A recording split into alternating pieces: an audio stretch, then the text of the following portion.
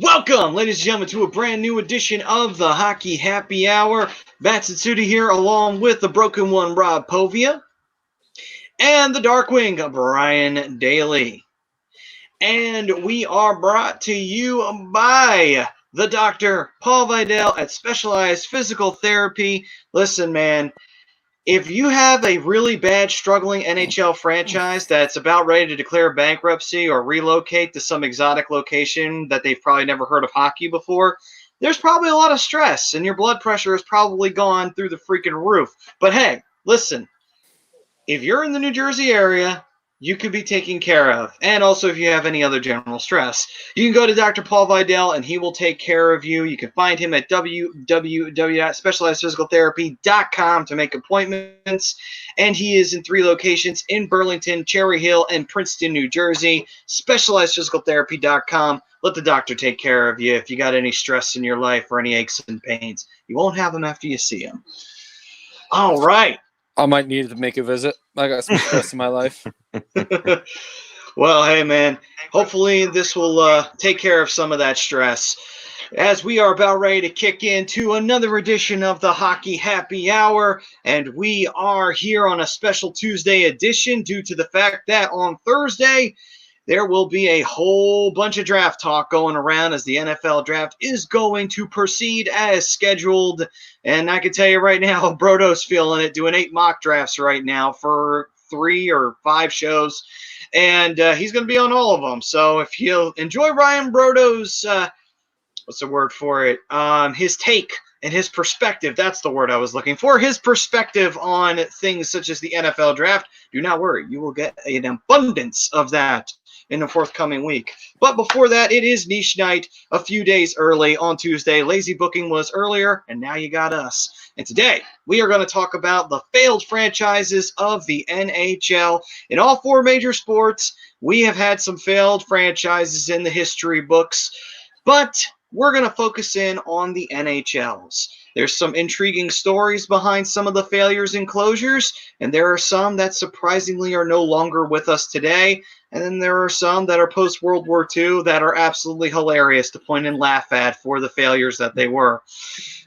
Yes, just like Rob is showing right there.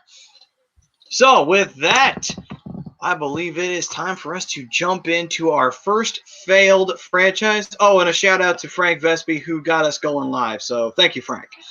Taking over for the busiest man in the business. Before we begin, Yes. Matt, how are you guys doing, man? You know, everything good with you and your families? Yeah, so far so good. I mean, just doing what we do, you know, as best we can. Not trying to go stir crazy here, shacked up in the house, you know. But yeah, everything's fine. How about you guys? Yeah, it's just a normal day to me. Gotcha. Normal day. I feel you, brother. I feel you. Yeah, Yeah, the wear's starting to get to me a little bit, and I never thought it would. You know, that home isolation. I didn't think that'd be an issue because I predominantly work from home, but just you know, yeah, things are a little difficult, but I'm hanging in there. You know, I hope the fam that's tuning in is hanging in there. We're here to entertain you for the next hour, hour and a half. Take your mind off things. So this should be a fun one. I'm excited. Yeah, absolutely. And obviously, if you guys are going to throw out there any comments, we will read them and we will answer any questions that you guys may have as well. So have that roll in because we thrive on you guys. You're our fam. We love you guys. Keep that in mind. All right. On to the failed franchises of the NHL. And we get started with the city of Montreal. And no, I'm sure some people immediately thought, wait a minute, the Canadiens failed at one point and then got rebirthed? No. It was not the Montreal Canadiens. Actually, this was a competitor to the Montreal Canadiens for a period of time. It was a team that lasted from 1903 to 1918, and that was the Montreal Wanderers. They only played in the NHL, though, for 1 season, and the only reason why is because back in the day, there were other leagues besides the NHL that were around, and back then, the Stanley Cup was a Challenge Cup. We'll talk more about that when we do the history of the Stanley Cup, and that will happen in a future episode. Don't know when, but it'll come. It'll come in the future. But anyway, during those days, leagues would challenge with their champions, would challenge for the Stanley Cup. the Wanderers were one of those teams. Eventually, though, and Roscoe's saying Hartford Whalers, Atlanta Thrashers, and Flames, we will definitely be hitting on them. By the way, hi, Roscoe. By the way, he had a great comment on Lazy Booking saying that the Anaheim Ducks are better than Ritter. One of the best comments ever. Well, that's not hard. No, not at all. I don't even know who he is, and I disagree. You don't know Ritz? Nope. Oh, Andy? okay. Andy, yeah, that's who he was talking about. That was Oh. what. Yeah, that was Roscoe's comment. Oh, no, Andy's definitely better than the Anaheim Ducks. Oh, all right. So the Montreal Wanderers playing one season in the NHL once the NHL became the main league of hockey in Canada during that period of time. And they have 4 Stanley Cups to their name, believe it or not. So there are some franchises that failed that did get their hands on Lord Stanley's hardware. The Wanderers wound up winning in 1906, 07, 08, and 10. So they almost had 4 straight years of domination, but the one year in 1909, they did not get it. But the reason for closure for them was actually pretty straightforward and logical. It wasn't due to financial issues. Actually, 2 things. Tom Arnone chanting, yo, boys. Hey, what's up, Tom? What's up, Tommy? The reason for the failure was, and Justin Thomas saying, let's go Rangers. What's up, Justin? Hey, Justin. I hate the Rangers. But anyway. It's fine, Justin. You're still more than welcome here, brother. No, yes, absolutely. We love you guys, no matter what your fan base is. All right, and basically the reason why the Wanderers wound up falling apart and closing was, for one, their arena burned down. Now, obviously, in today's NHL, if an arena did burn down, which would be sad, be very hard for a stadium to burn down. But if it did happen, then obviously there would probably be a plan B or an option to have them still play the season, but it would be in a secondary location, most likely your minor league affiliate. Not back then. Back then, you got to remember, the NHL was not nearly as organized as it is now, and there wasn't minor leagues. They were still considered amateurs for the most part, believe it or not. They really didn't. You're saying now is organized in the NHL? Oh my God! I mean, don't get me wrong, it's a lot better organized than it was. But back then, they had no minor league teams, and back then, no teams were willing to give another team their rink because why? You don't pay for it, so why the hell should you play on it, you know? The Wanderers suffered from that. But another reason why they were not able to continue play was also they had a lack of talent. And the reason why? World War I. Unfortunately, it cut into their roster, and obviously players were lost, and tragedy struck many times because of how massive that war was. And obviously, for those who may not know, historically wise, Canada was actually involved from the start of World War I. Unlike the United States, they got involved at the very last minute. Canada was in from the very beginning because England got involved. So that was the reason why World War I happened early for Canada. And so a lot of players were lost due to World War I. Those kind of things continued together, and the Montreal Wanderers unfortunately ceased operations and never came back. So that's the tragedy of the situation, that the Wanderers, through stuff beyond their control, they were no longer a team. I mean, as much as that's a tragedy, I think looking at their record is a bit of a tragedy, going 1-5, only playing 6 games in their existence before going defunct. Yeah, in the NHL, it was bad. It's a real shame. They lost their arena and they could never do it again. What's up, Damien? Our brother hey, down Damien. under. Yeah, what's going on, man? And he's saying, hey, guys, let's go Ducks. They're still wandering, right, Maddie? Yeah, they're still wandering. They're looking for that new stadium. And Daniel Linsky saying Buttman needs to go. Obviously talking about good old Gary Bettman. He's saying, I am getting bombed now. Nice. Daniel, it's for you, brother. Cheers. All right. So that is the Montreal Wanderers. I think the worst part is I'm watching an encore Phillies game, and it's Chase Utley's return after being traded to LA. Oh. And it's like 14-5 LA, and it's still making me want to drink. And Justin Thomas said, how about the California Golden Seals? Oh, don't worry. We will be getting to them in the show. They are here. We missed nobody. On to the Quebec, not Nordiques. Bet you were thinking that. Gotcha. The Bulldogs. They were around before the Quebec Nordiques. They actually started playing in 1878. And yes, there was hockey back in 1878. Only in Canada, though.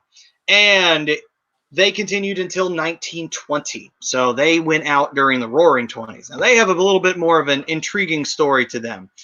They played only one season in the NHL. Once again, another team that existed before the NHL became the main organization. And they had 2 Stanley Cups to their name, 1912 and 1913. So a 2-year dynasty under their belt. The reason for them no longer existing was that they moved to Hamilton due to a bad season in 1920 and 21.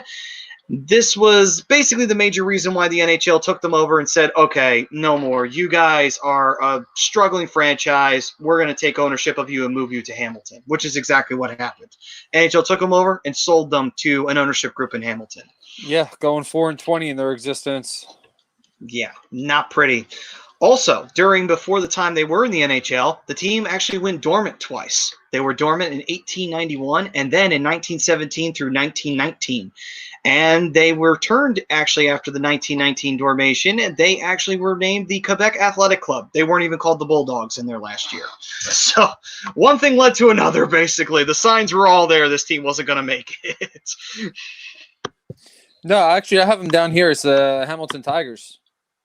No. That's when they moved to Hamilton. But when they came back from the year that they were dormant, they were just called the Quebec Athletic Club. They weren't even called anything the year they came back. All right, I'm following you now. Yeah, speaking of the Hamilton Tigers, that is who's next. They showed up in 1920 off of the Bulldog sale, and they lasted until 1925. Obviously in the city of Hamilton, Ontario, Canada, that has been trying desperately, even in the most recent expansion, to get a team there, and it has not come to fruition at all. Well, they have a AHL team there now, don't they? The Hamilton Bulldogs. Yeah. I want to say Montreal's AHL affiliate. They are, and they're former Calder Cup champs, I do believe, actually over there. So at least Quebec has, or Hamilton, this. I don't even. No, they're not even the same franchise, but it's nice to see Hamilton has some kind of winning hockey there now. True, and they have a connection. It's the Bulldogs, which was the organization that was purchased and moved and called the Tigers. So the Tigers played 5 seasons in the NHL, all 5 that they existed. They had no Stanley Cups. However, there's an asterisk to this, and here's the reason why. This would lead to their closure. So the story goes that during the regular season in 1925, the players went on strike. And the reason why they did, they played 6 extra regular season games and were not compensated for it. So they went on strike. The owner did not want to pay them, so he passed the buck to the NHL. The president of the NHL at the time, who you may actually be familiar with because he may have had a title or 2 named after him, and that is good old, what was his name? Frank Calder. There we go.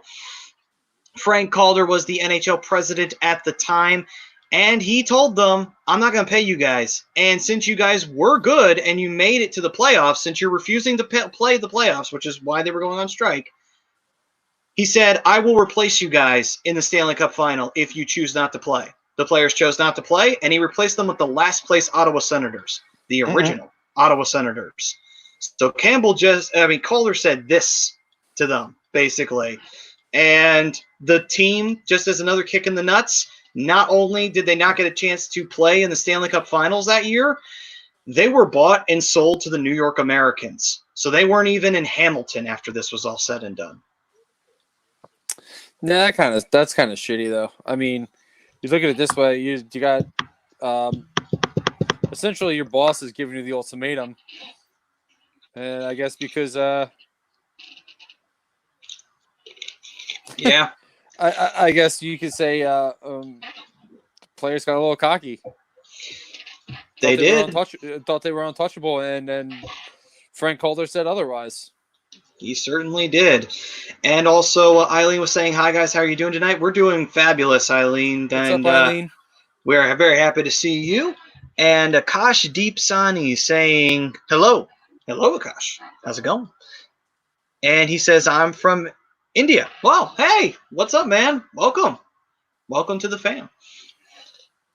And he's saying, Pove, love your Flyers poster. Appreciate it. I mean, definitely something I've held on to. There's some signatures on it. I don't know if you can make it out with my shitty ass webcam, but the real opportune question would be for anyone joining the program tonight is, where's Gritty? That is true. Where is Gritty? Oh, yeah. Okay. Maybe he'll show up. Who knows?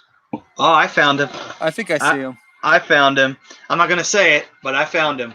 Took me a minute. Good on you, Rob. Just be a weekly game. Where's Gritty? It's going to be. I know it is. Try. If you see Gritty, point him out. I found him. I think that's Frank or Brodo, one of the two. Oh, all right. On to our next team.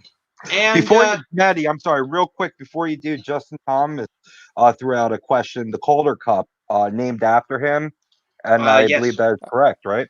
Yep, it is. Yep, he was actually the man who founded the minor leagues. Hence, why they call it the Calder Cup in the first place.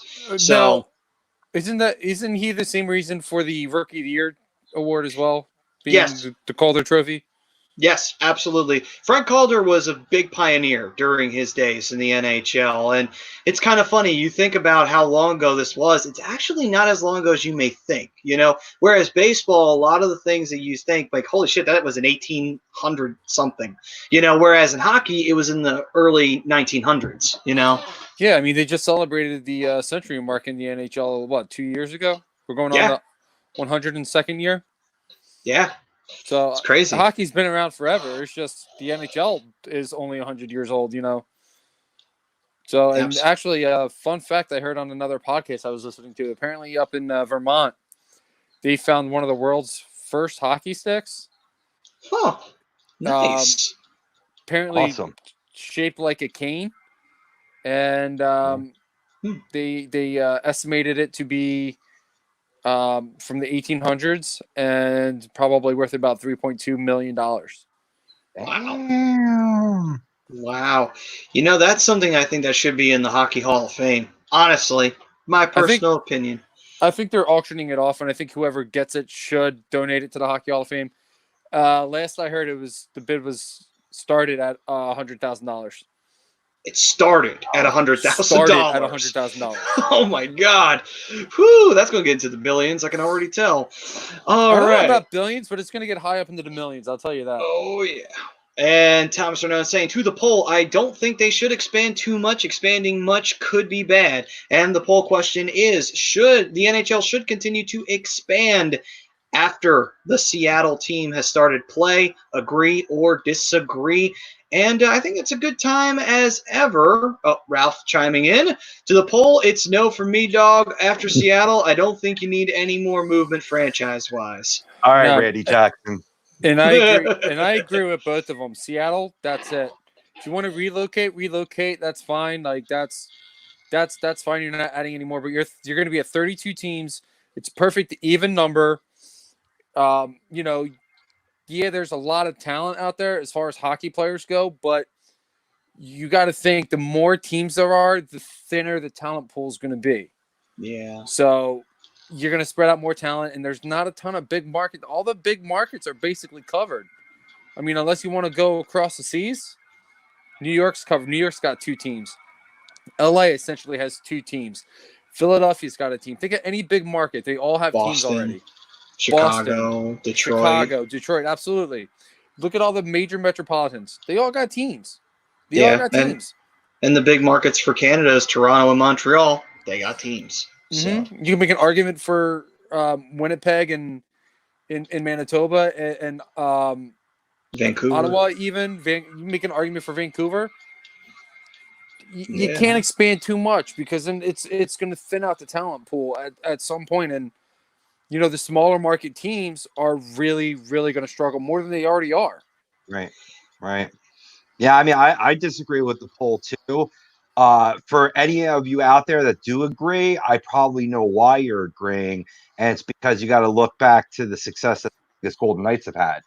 That's going to be a major feather in the cap of teams proposing for more expansion. But what are you going to do? Make 36 fucking teams? I mean, what? Yeah. I mean, just looking at it, MLB has only 30 teams. NFL would have 32, so Seattle will tie the NHL with the NFL. NBA only has 30 teams. Much to Brian's point, you go to thin out the player pool too much, and the whole product as a whole thins out, and then you have teams that fail and have to move. And I don't know, quite frankly, in my opinion, I think more franchises have failed in the NHL than I've had in the other four major sports.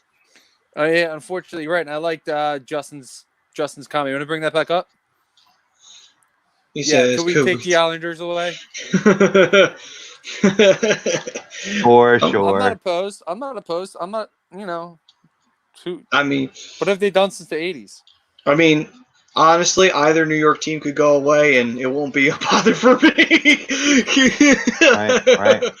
I mean, previously you had Ohio not represented, but now they got the Columbus Blue Jackets. So, I mean, you're right, Brian. You're right, Maddie.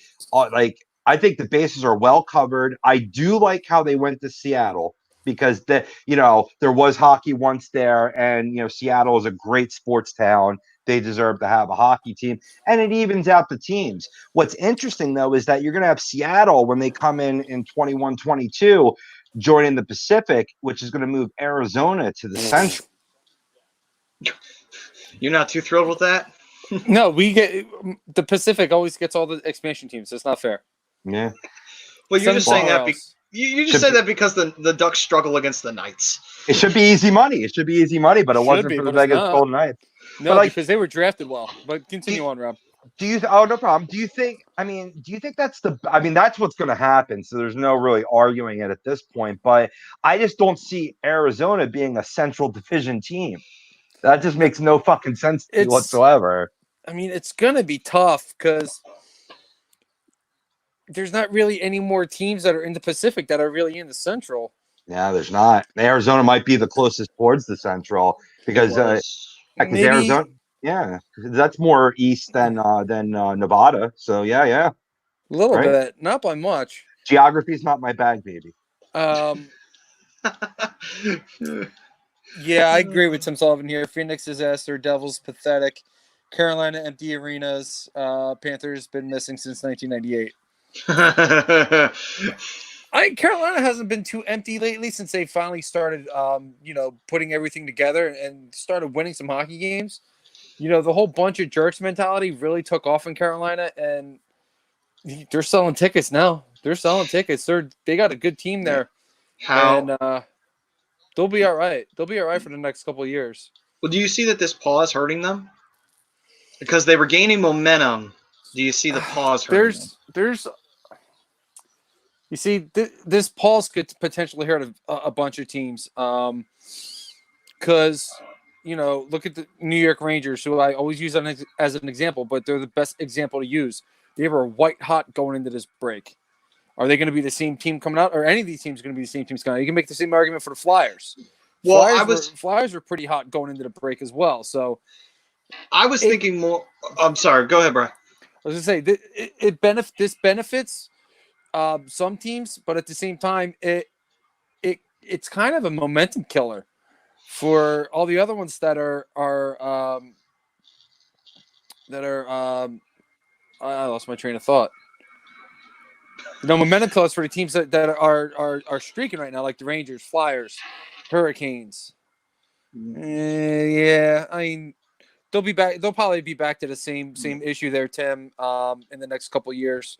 Once some of these players move on. Yeah, and Tim's saying Carolina might be selling tickets, but still bankrupt. Here, that was what I was more talking about the. Oh, and Eileen saying, Brian, you are an Anaheim fan. How do you start liking them? The guy on the shirt, number 9, Paul Correa.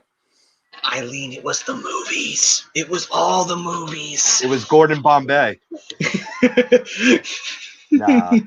Me and Brian have long discussions about Korea and Solani for that factor too. He did he finish his career with Anaheim, Brian? Oh, what is he showing? Solani? Yeah, he did. Solani did. Yeah. Yeah. I think Korea There you go. There's my little montage. quacking sound effects goes here. That's awesome, bro. Look at that. It's my little montage. My little Maddie actually gave me that guy. Nice. Yeah, saw him at one of the flea markets, and I thought Bri would like that guy. And then my little Hall of Fame jersey retirement stuff there. Tim Sullivan saying the knuckle puck. Yeah. Knuckle puck. Ha ha ha. Keenan Thompson. We all get it. And then my little cool mug. That is a cool mug. I like that mug. It is. Can I have it? Nope. All right. Okay, so all right, that was my little trophy case. All right, Frank. A nice collection, Bri, from Eileen. Thanks, Eileen. And Frank, can you bring up your comment again? Because I did not get a chance to read that. If it is Frank who is producing right now. Which one? Which comment were you looking at? The one you started off with, hey, yo. Oh, that one. Okay. Thank you. I'll pull that one up right now. Thank you. And he says, hey, yo, sorry to bother you, hashtag banana heads at work. To the answer to the poll, disagree. It's going to stay at 32 after the Seattle Kraken take the ice. Someone is going to be relocated to Quebec City. Maybe that one Florida team bring back the Nordiques. Well, if you want to talk about that, strap yourselves in, as we're going to continue going down. All right. And Eileen's saying, Brian, do you own Ducks underwear? No, I don't. It's an interesting question to T-shirts ask. and jerseys, though. Says Solani on the ass. But anyway. now accepted Patreon no, it says donation. Solani across the front. Oh, okay. Korea on the back. Gotcha. Mm-hmm. But anyway. What were you going to say, Rob? I said now we're just accepting Patreon donations, so bring it on. Yeah. Bring it on, Ellie. We could all use some new drawers. Which is actually kind of weird because I just ordered some because I can't go to the store and buy it. Mm-hmm. Well, without being shuffled into a line and having to wear a mask. But anyway. All right, let's get into more failed franchises and stop talking about my old underwear. All right. Next up, a team from the Steel City. Yes, there was a team in Pittsburgh before the Pittsburgh Penguins ever skated a shift or even had a player or even existed or it was even a thought. It was in 1925. It was a team called the Pittsburgh Pirates. And no, they were not owned by the MLB franchise known as the Pittsburgh Pirates. They did have the same color scheme, though, for obvious reasons. And if you ever look up their jerseys, they had some of the weirdest jerseys in the history of the NHL. But they played 5 seasons in the NHL. They had no Stanley Cups. Unfortunately, what killed them was a thing that happened in the 1930s. And I'm pretty sure if you are at all a history perspective, or if you're a history buff or history buff, or even remotely just knowledgeable about history, whether American or not, the Great Depression happened in the 1930s, and it affected every country, including the States, Canada, and everywhere else. And the NHL was hit just as hard as any other business. And unfortunately, the Pirates were one of the victims of said Great Depression. Due to the financial strains, the team had to be sold and moved. It did not go out of business yet. They did move to the other Pennsylvania city, and that is, of course, Philadelphia. Yes, there was a team before the Flyers, and it was called the Philadelphia Quakers. They were the Pirates. They moved in 1930, and they were in operation for one whole season, 1930 to 31. They had no cups, and they had the worst record in the league. 4-36-4 was their record. Yeah, I should jump back to the Pittsburgh team real quick. They did wind up having 2 playoff appearances in their lifetime, going 67, 122, and 23 as their record. Not often you see a team go from Pittsburgh to Philadelphia. Usually it's, those markets tend to thrive a little bit, right? So, you look at Pittsburgh. Pittsburgh's a pretty medium market. And, of course, we're also comparing – I'm making these comparisons knowing that, times were way different then. And obviously, the Great Depression hit, which is going to be the theme for the next, 4 or 5 teams I got listed about here. That, yeah. So It's not often you see teams go from places like Pittsburgh to Philadelphia. It's usually like, you're going from a small market to a big market. Which, when we go a little further down the line, we'll talk about the Atlanta Thrashers. Yes, we'll definitely talk about them. Yes, but the Quakers did fold after one season, and that brought the Quakers to a close. They were the relocated Pirates, who were, of course, folded by then. No cups, obviously, to their name. And we move on. And by the way, Philadelphia was not a hockey market at this time, and the Quakers did not instill a whole lot of want or desire to have a hockey team there, because as time would continue forward, the Philadelphia market did not even publish anything on the NHL until finally the Flyers came to town and hit the city at the right time.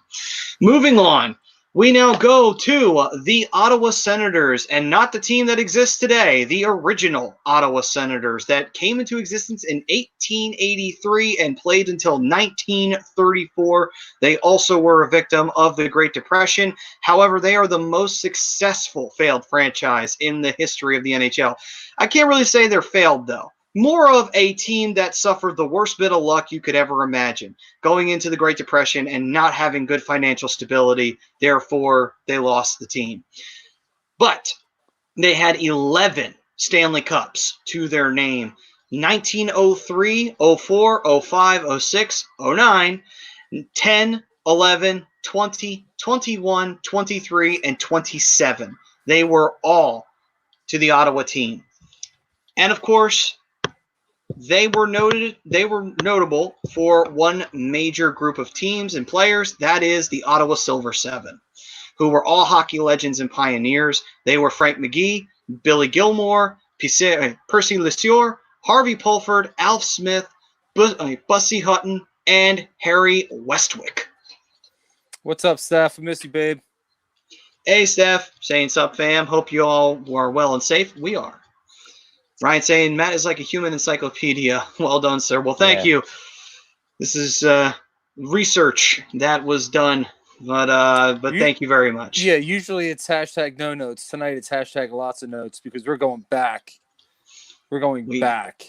We are going all the way back to the founding days of the NHL.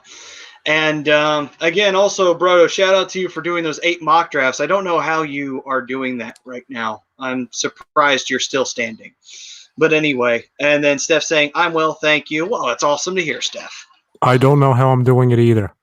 Oh, hi, Frank. Hello.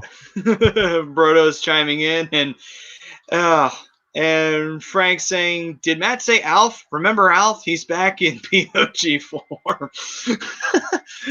Yeah, back in the day form. So the Ottawa Senators, yeah, I would definitely agree with you, Matty. Just in their span from 1917 to 1934, I would definitely say of the teams that have unfortunately fallen, whether it be luck or financial issues or, what have you, they are by far, I think, the most successful, best winning percentage at .534, going 258, 221, and 63 in the span from 1917 to 1934, with 9 playoff appearances and 4 Stanley Cups to their name. That's a pretty good resume for a team that folded. Granted, it was the Great Depression, and it affected a ton of people, millions of people. Yeah, absolutely. And, it's a real shame because if things hadn't happened, we might still have that Ottawa Senators team. So the Senators team we have now wouldn't exist because it would already be here. So imagine that. Imagine the Senators being at the same plateau as the Canadiens in terms of lifespan, length, and history and everything like that. And obviously, if you have seen any photos or broadcasts of the Ottawa Senators or your team playing against the Ottawa Senators, you'll see the banners of the Ottawa Silver Seven up in Scotiabank Center, and or actually it's not even called that anymore, is it? It's called the Canadian Tire Center now. But anyway, something along those lines, yeah. But still, point is that if you look up in their rafters, you will actually see the retired numbers of the Ottawa Silver Seven and of the great teams that they had back in the early 1900s. Kind of a la the Cleveland Browns of today, showing Cleveland Browns of yesterday, even though they're not the same organization. Yeah, and I feel like Yeah. it's all well deserved. You know what I mean? It's not necessarily representing a team at this point. You're representing a city, and in order to do that, sometimes you got to go back to franchises that weren't exactly the ones that you're familiar with, but the players are still iconic to the city and deserve the tribute. Yeah, I'm definitely for it. Yeah, absolutely. Absolutely. All right, then. And we now move on to the team that basically was the relocated Ottawa Senators, and that was the St. Louis Eagles, the team that preceded the St. Louis Blues. They were in 1934 to 1935 and only played 1 year in the NHL. No cups, of course, to their name. The obvious reasons for them failing was the Great Depression, as for mentioned to a lot of the teams that happened. Like I said, it's a trend for these next couple teams. Absolutely. Greg chiming in. What's up, fellas? I disagree to the poll. I am more in favor of subtraction than addition. There's some teams I wouldn't mind seeing gone, but I'm good with 32. Yeah. It's a ton. There's a ton of talent in this league, and you got to be able to spread it all out. You don't want it all in one area. Absolutely. And Ted FX saying, instead of expanding, just move a team with a bad fan base, Florida Panthers. I think we're going to hear that a lot. Oh, absolutely. And you know what? Everybody that says it, they have a point. This team has been a playoff team before. They're on the up and up, and they're still not selling tickets. Yeah. They're still not selling tickets. It's probably part of the reason why they traded Trocheck. They can't afford them. Yeah, that's true. And by the way, for anybody out there who's thinking, why don't the Florida Panthers just go away and we bring back the Quebec Nordiques, there is a reason why a lot of Canadian teams are pretty much shot down immediately by Gary Bettman. We'll get to that as we continue forward on the failed franchise list, because there's a big major thing that happened that forced the hand of Bettman to move some teams. I like that comment.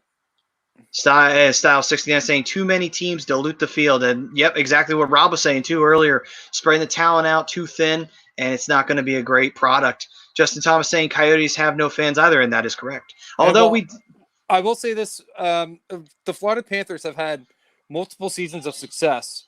They haven't gotten back to the Stanley Cup Finals since, but they've made it to the playoffs a good handful of times since 1997 or 98. Or was it 96? I don't really remember. It was within 96. That time frame. 96. It was within that time frame. I know that. Since the Arizona Coyotes got to the Western Conference Finals, I don't think they've been to the playoffs since. And they didn't have any success before that year. So I agree with Justin here. I agree wholeheartedly with Justin. There's no fan base there. There is none. There's a reason why nobody wants to buy this organization. Yeah. There's a reason why the county owns the Arizona Coyotes. True. And not much has changed because, even if they do the play-in postseason, the Coyotes are out. So it's like nothing changed, even though they've gotten better players. It just doesn't seem to gel out there. But anyway. I mean, look at the roster this year. They added Taylor Hall, Phil Kessel. Their defense is okay. Darcy Comfort had a pretty nice start to the season. Everything fell apart. Yeah. I mean, it did. I don't know what it is about that organization. No matter how good of a team they have, they don't find any success. It's a number of things: bad ownership, bad GMs, bad coaching. I don't even necessarily think. Listen, the bad fan base, I agree. Bad ownership, yeah, I can agree to that. I don't necessarily know if I agree with bad GM, because the GM did make the moves to get Phil Kessel and Taylor Hall and a couple other guys I'm blanking on, drafting Clayton Keller, who's going to be a stud for years to come. Oh, yeah. So big time. It's tough to blame the GM, but I definitely think ownership, maybe some people in the front office, maybe coaching hasn't been the right fit for years, but I don't even necessarily know if you could blame coaching, because none of the coaches they've had have had success except for one. And I believe it was Dave Tippett who got him to the Western Conference Finals. Mm-hmm. And he's still there. Yeah. And Justin Thomas saying Coyotes' ice condition is terrible. The ice actually seems to melt. Well, it is in the middle of a desert, so, I mean, it does make sense. Well, I mean, they did a outdoor game in L.A., and the ice conditions seemed to be fine. I had 2 games out in L.A. But here's the thing. The Kings have money. The Coyotes don't. That's the difference. It's true. It's true, though. It's true. All right. Back to failed franchises. Speaking of money problems, there is a team that existed in Montreal that actually directly competed with the Montreal Canadiens in terms of fan support for a little while. Believe it or not, they were called the Montreal Maroons. They were the direct competitor to the Montreal Canadiens. And the reason why is because in the time period of Montreal, like in other areas in Canada, there is the English-speaking Canada and the French-speaking Canada. The Maroons, believe it or not, represented the English-speaking side of Montreal. Yes. Hang on. This comment right here, best hockey under the radar, guys, is the OHL for new talent. It's the Ontario Hockey League. They've got a lot of. I mean, the London Knights are a part of that, and think about how many guys have come from the London Knights. I think the Erie Otters are a part of the OHL as well, and the Manitoba Mooseheads, I believe, are OHL too. No, that's Winnipeg. But the Oshawa Red Deer, I don't think it's in Ontario, but I could be wrong. Oshawa Generals are a part of that league. There's several leagues that, a lot of the talent coming out of the major junior leagues is amazing. Even the talent coming out of the QMJHL, I think, is going to have the #1 North American skater this year. Mm-hmm. And I think it's from Rimouski, who have a great lineage. That's the team that Crosby was actually a part of in his junior years. Yeah. So, I mean, think about all these players that are coming out of juniors. The OHL is kind of the bulk of where they're all coming from. Yeah, there's a lot of great teams out there in that junior world. Just Tom saying, NFL team with most fans in your opinion, or NHL teams, NFL team, NHL most teams fans. I would probably say Montreal. It's possible. Montreal or Toronto were the first two cities that came to mind for me. I was thinking them too, but I'm thinking more along the lines of the modern day fan. What's the team they get into? And no offense to the Maple Leafs or the Canadiens, but I don't know if they would unless you lived in the area. The Rangers, maybe. I was thinking more the Bruins or the Penguins. Honestly, out of the two teams that would have the most. Well, you think about the markets as well. New York being the #1 market for just about everything in the world. A major metropolis.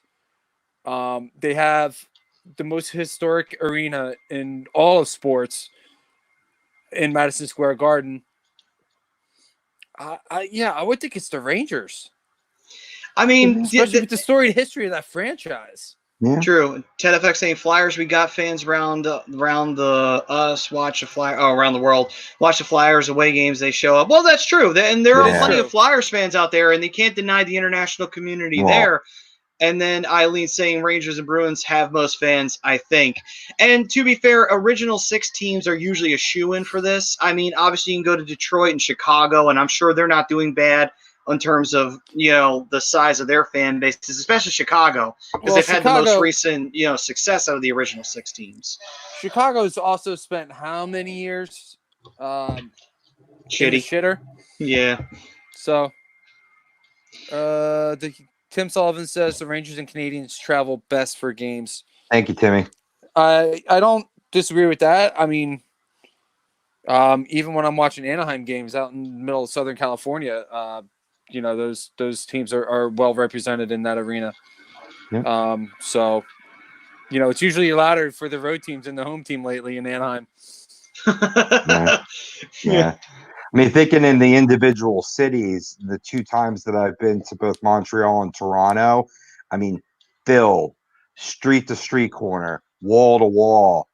Everybody's a hockey fan, and in the individual cities, either a Hab or a Maple Leaf fan. That's kind of why I threw those up first. In terms of traveling, one of my gut instincts was to say the Flyers. Didn't want to go home or right away, but boys, Flyer fans represent all over the country. That was a great point by the commenter.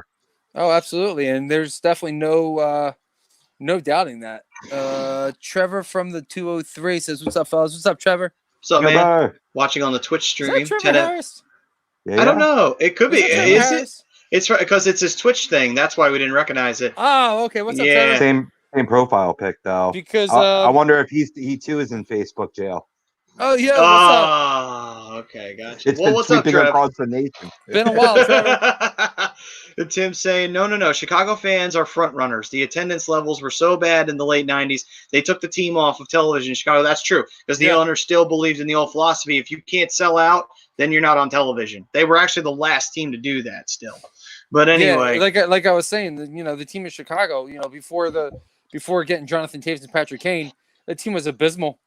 For the most part, there were a couple good players. They had Chris Chelios, Jeremy Roenick at one point, Tony Amonte. They had good players, but they could never really put it together. And the fan base was never really there.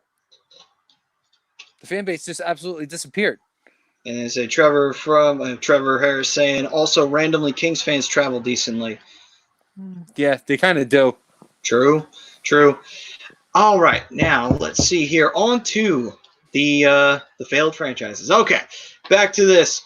So, in Montreal, you have the rivalry of the English-speaking and the French-speaking. The Maroons represented the English-speaking side of it. They came into existence in 1924 to compete with the Canadiens. They actually have two cups to their name, 1926 and 1935. Unfortunately, like most of them, they failed because of the Great Depression, and they were unable to financially stay competitive, and so the NHL had to make a decision. Either keep the Canadiens or keep the Maroons. I don't think it was too hard of a question to ask. They kept the Canadiens. Bri, what's up, man? Well, fucking beer exploded again. Oh, you spilled something? No, it's not a spill. It exploded. It was too easy. I had to do it. Fucking sitting there. Jesus Christ. Hold on. Breaks my heart, man. I'll be back in a second. Yeah, bad. Okay. Tough to lose alcohol there like that. Poor innocent alcohol. Just wanted to be in the tummy. Anyway, on to Mark Taylor saying Rangers, Bruins, and Flyers fans travel very well. That is true. And let's see here. What was that last comment? I missed it. And he also said, what about the New York Americans? We are about to get to them. And Tim Sullivan saying Pittsburgh, too, almost relocated to Kansas City. That is true. They were threatened twice to move in their history before Lemieux took over and also before Lemieux even was in the NHL. I was about to say Lemieux saved the franchise for sure. He did. He absolutely did. Ted FX saying Devils used to be Kansas. They lost their team. You know why they lost their team. Yeah. Well, it's pretty obvious, but we'll talk about them when we get to the Kansas City Scouts. Oh, fuck me. All right. Next up on the list, the first New York team. And no, it is not the New York Rangers. It was the New York/Brooklyn Americans. Now, imagine if an Americans and Canadians team still existed today. Could you imagine how fun that would be to have a team called the Americans, most of them being Canadians, and then having a Canadians team and pretty much all of them being Canadian? Yeah. Would their theme song be Hulk Hogan's song? Probably. I could see that. That'd be like their goal song. Yeah, I could see that still totally being the case. I bet you the Rochester Americans use that as their thing since they're still around. But anyway, they are coming out for them instead of Tampa Bay. Oh, let's see here. So, after they were created in 1925, funny little side note, they were actually founded by Bill Dwyer, who was a famous bootlegger.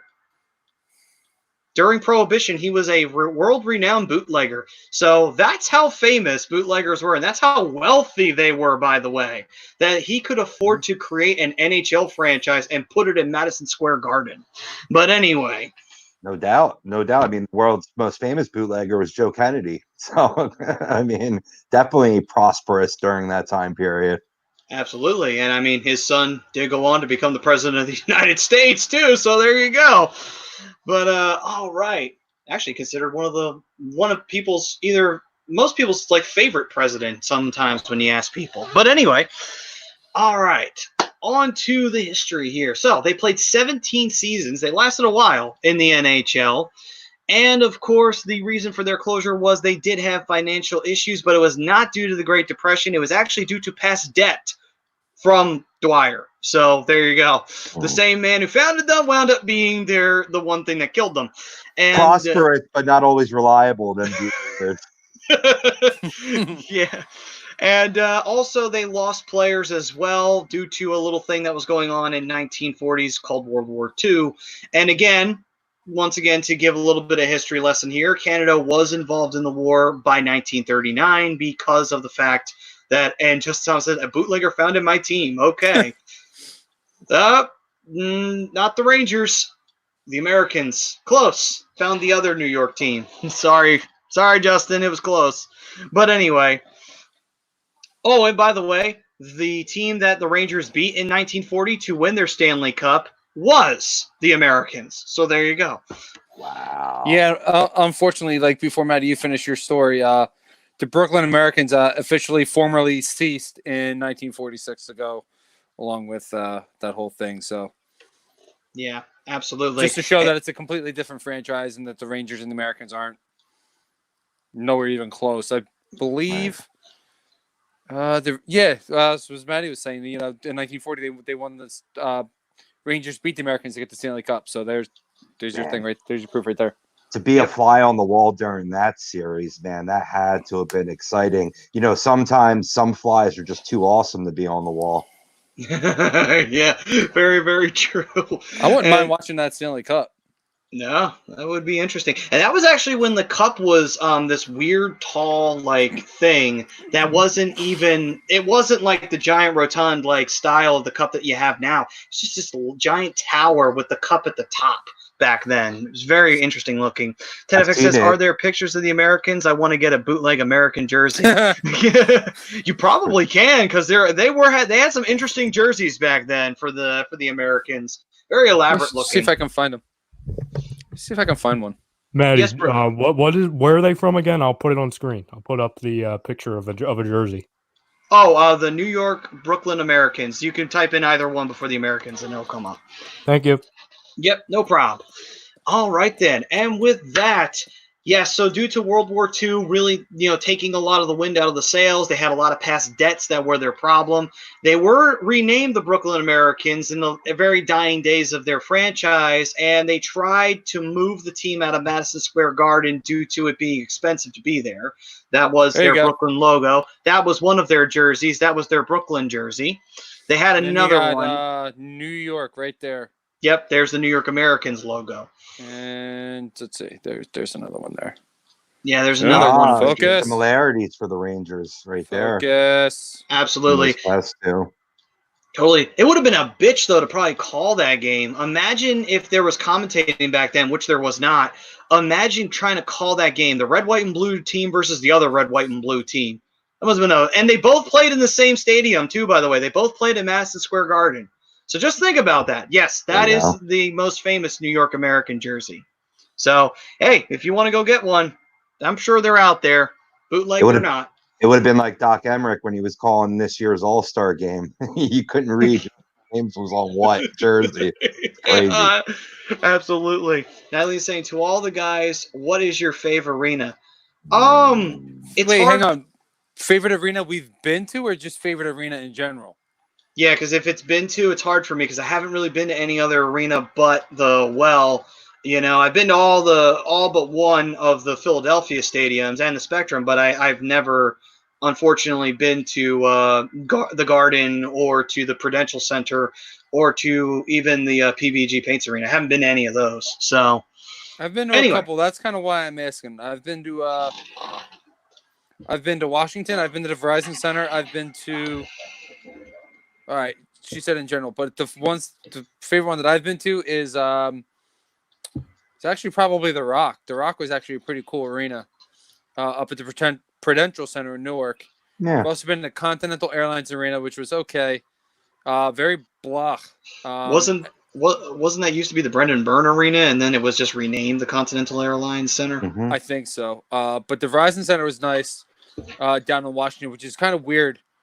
You wouldn't expect it to be in the middle of Chinatown, which is that's actually where it is in the middle of Washington, D.C. is in the middle of Chinatown. But in general, total homer. I love the pond, Arrowhead Pond in Anaheim. I love it. Yeah, ones I've been to, Maple Leaf Gardens was awesome. That was just a surreal experience. The Molson Center in Montreal was awesome. Boston Gardens, awesome. And you know what? I'll admit it, Brian, too. The Rock in Newark, opposed to when Continental was in East Rutherford, definitely great inside of the stadium. Outside, not so much.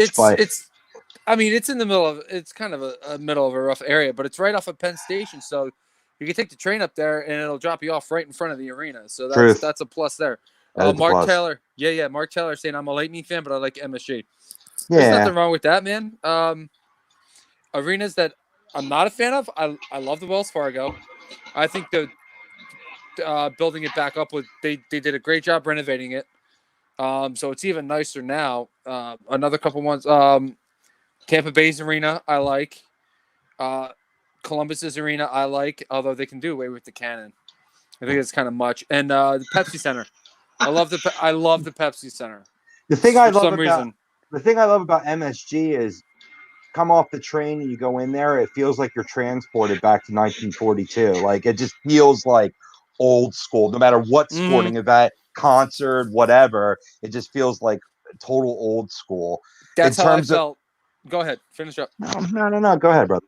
I was just gonna say it's just like walking into Fenway. You just feel the history. Oh, exactly. That's why I wanted you to complete that point because moving on, I haven't been there, but my favorite stadium to go to would be for the Vegas Golden Knights, just because of where it's at. Yeah, absolutely, right on the strip. Absolutely. And Ted FX saying The Rock says. It is know your role. Like it's a shame it's in such a bad it's in a bad area, but like it really is. It's a nice arena. They did a nice job with it overall. I actually rather enjoyed myself when I was there. Hey, to Justin's point, Wells Fargo Center has the largest in-arena bar in the United States. I think maybe even in North America. So very fitting for us Philadelphians to drink. Yes, absolutely. Well, if you've seen our sport history, there's no surprise. But anyway. Justin, yes, I've seen the new renovations. I can't really speak for these guys, but I felt they did a great job. I think it looks great. I haven't seen them in person. I saw them on the Flyers broadcast when they played their first game in MSG after the renovations. Yeah, I thought they did a good job. Just all new seats, a lot of black on the walls. There's a lot of gray back on the walls as well. Lot of new food areas as well. So a lot of new food bar area. So they did a good job. I think it looks great. Quickly moving back up the ranks. And then Kevin Dixon saying, I've never experienced an NHL game in person. I'd like to experience an NHL game live one day. Absolutely. You should totally do that. It is so much fun to go to any arena. Especially if a team is really good, then it's like great. Whether you're a fan of that team or not, you're going to get a good game, and you're also going to have a very lively crowd. It's absolutely worth it. And it's so much fun. Yeah, and Tim Sullivan saying Wells Fargo equals Landros Arena. It would have been called that if they had won the Cup in '97, but unfortunately not. Let's see here. It was core states back then, baby. Yeah, it was. And then it was very fittingly FU. But anyway, First Union. Yeah. Greatest name ever. Love it. It's such a fitting name for that building because every year, FU to the fans, every fucking year. And then Eileen saying, back in the 90s, it was fun to see Schittsburg play us at home. Oh, I'm sure it was. It's because they sucked. It's because Pittsburgh sucked. It was who made the comment? I want to say it was either Tim Sullivan or I think it was Tim Sullivan who said Pittsburgh almost relocated to Kansas City.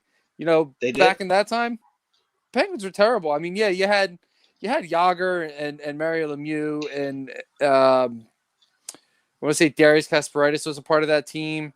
Tom Barrasso, Kenny Reggett. They had some good players. Fun fact, though, Kenny Reggett did start on the Flyers, and then he got traded to Pittsburgh. So yeah, it was Tim. They had a window where they were really, really good, but for the most part, they struggled. They couldn't sell tickets.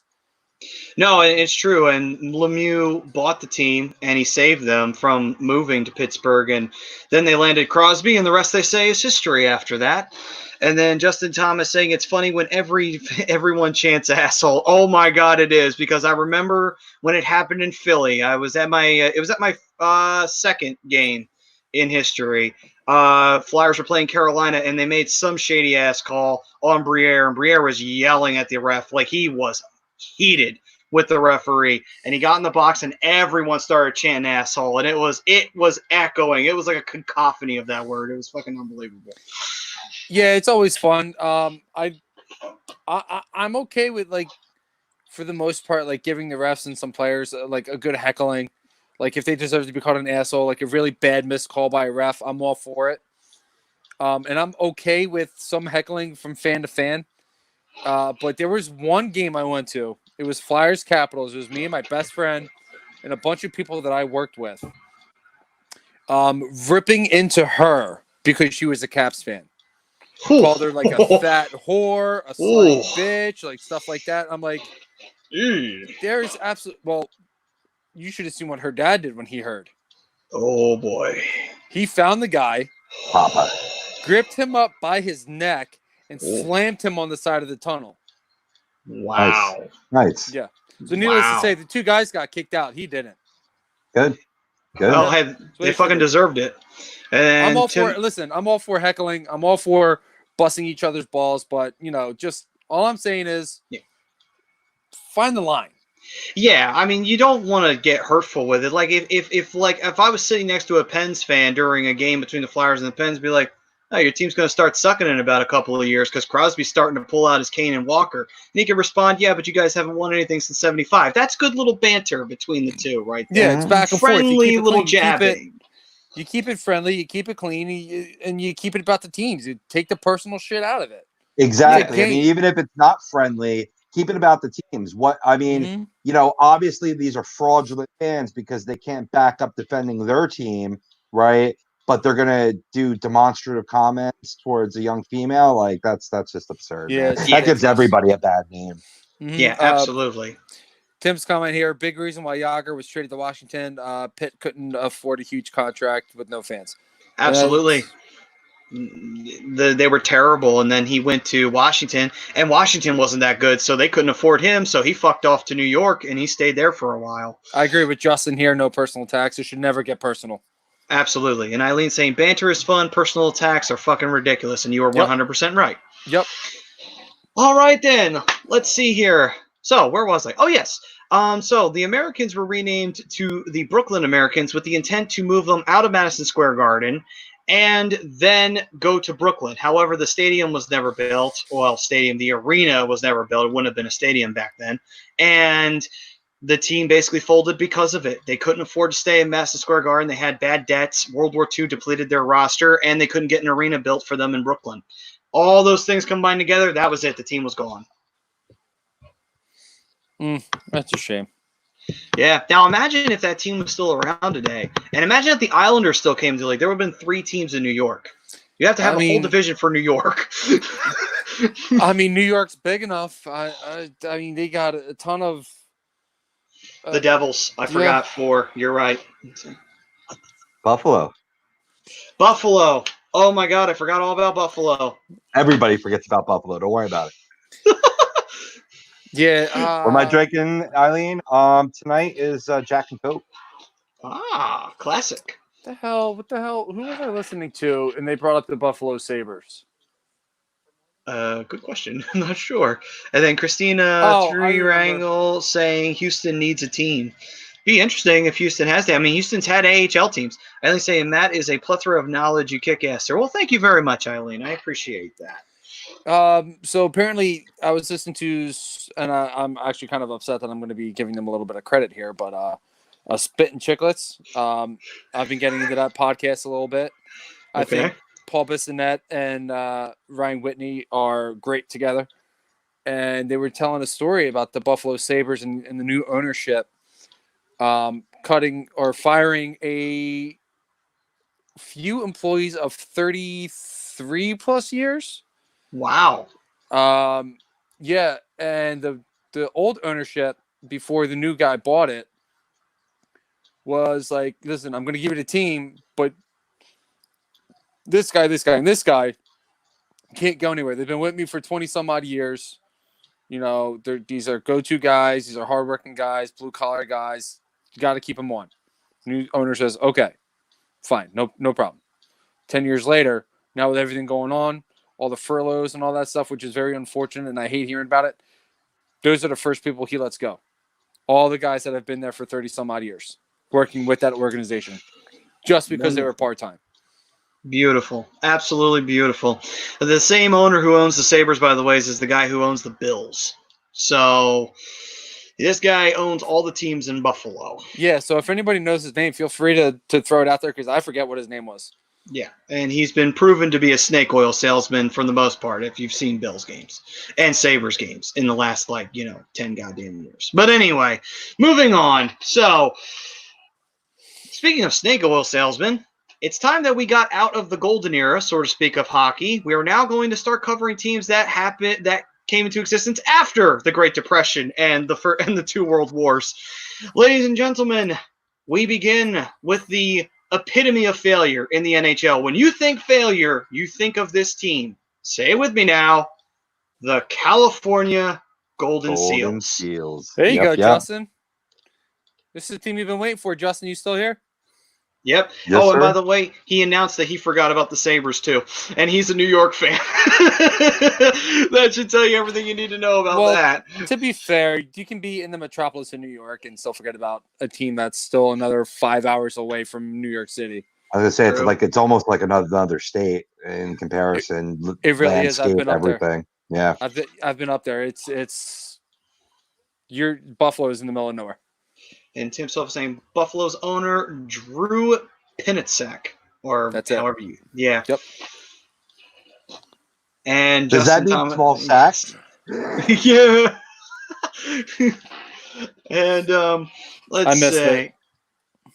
What was? Oh yeah. So the California Golden Seals. Back to this team. So imagine a team that was dressed like the Oakland Athletics, but apply it to hockey. That was what this team looked like back when it existed. Everything. Vomit on a sweater. From it was not mom's spaghetti. From the gold / piss yellow that they wore on their main jerseys to the green, the neon green they had on their jerseys as the trim. They even had white skates. Yes, they had white fucking skates to match the Athletics who have white shoes. Do they even still have the white shoes for the Athletics, or did they get rid of that? No, they still do it. They still do the white shoes. All the players have options on what kind of shoes they want now. They can get them all customly designed and all that stuff. Yeah. Oh, okay. Because I know that was like a tail. I know that was like the only team in the MLB that had white cleats was the Oakland Athletics. Everybody else did not have that. And but anyway, a good handful of them still have the white cleats. I don't know if it's all of them, but I know a good handful of them still do. Gotcha. All right. Well, the California Golden Seals came into existence in 1961, believe it or not, and the reason why, they were actually in a different league before they were brought into the NHL. When they were brought into the NHL, they were part of that expansion that brought us the Flyers, the Penguins, the Kings, the Blues, all those teams that are still around to this day. Thank you, Tim. Sorry. You guys have a wonderful night. Great show. See you next show. Thank you, Tim. You have yourself a wonderful evening as well. Good night, brother. And that is what the Seals jersey looked like back then. Ugh. Yes, absolutely. Love the stash though on the captain, with the feathered hair and everything. Goalie mask is cool too. You could tell it was the 70s. But anyway, that jersey looks like the last night I went drinking.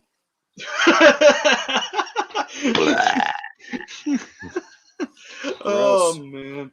But anyway, so the Golden Seals were in Oakland in the Bay Area as par for the course. And they were in the NHL for 9 whole seasons, starting in that expansion year. Of course, they have no cups to their name because they are the symbol of failure. They never gained traction in the Bay Area, and they did have several name changes. They went from being the California Golden Seals to being just the California Seals. They were the Oakland Seals at one freaking point. They went through several rebrands, and they never caught any traction. The team was at one point also owned by Charles O'Finley, who did own the Oakland Athletics at the time. So he was, let's just say he wasn't very interested in being hands-on with the team, and he didn't give a shit about them. He just wanted to own them and have them mirror the Oakland Athletics, and that was it. He didn't give a shit about how the team was run, didn't care how the team functioned out on the ice. He basically just let it rot. However, he did have GM Bill Torrey in there, and for those who don't know who Bill Torrey is, he actually formed the New York Islanders teams. that won 4 straight Stanley Cups. So he knew what he was doing. Unfortunately, Finley didn't want to actually pay for the players that it would require to make the team actually worth a damn. And also on top of that, eventually players got offered bigger contracts from the WHA, which was the rival league to the NHL in the 70s, and Finley refused to match the contracts. So he's being a cheap bastard. And he says those unis aren't that bad. Well, at least somebody likes them. And Justin Thomas saying ill.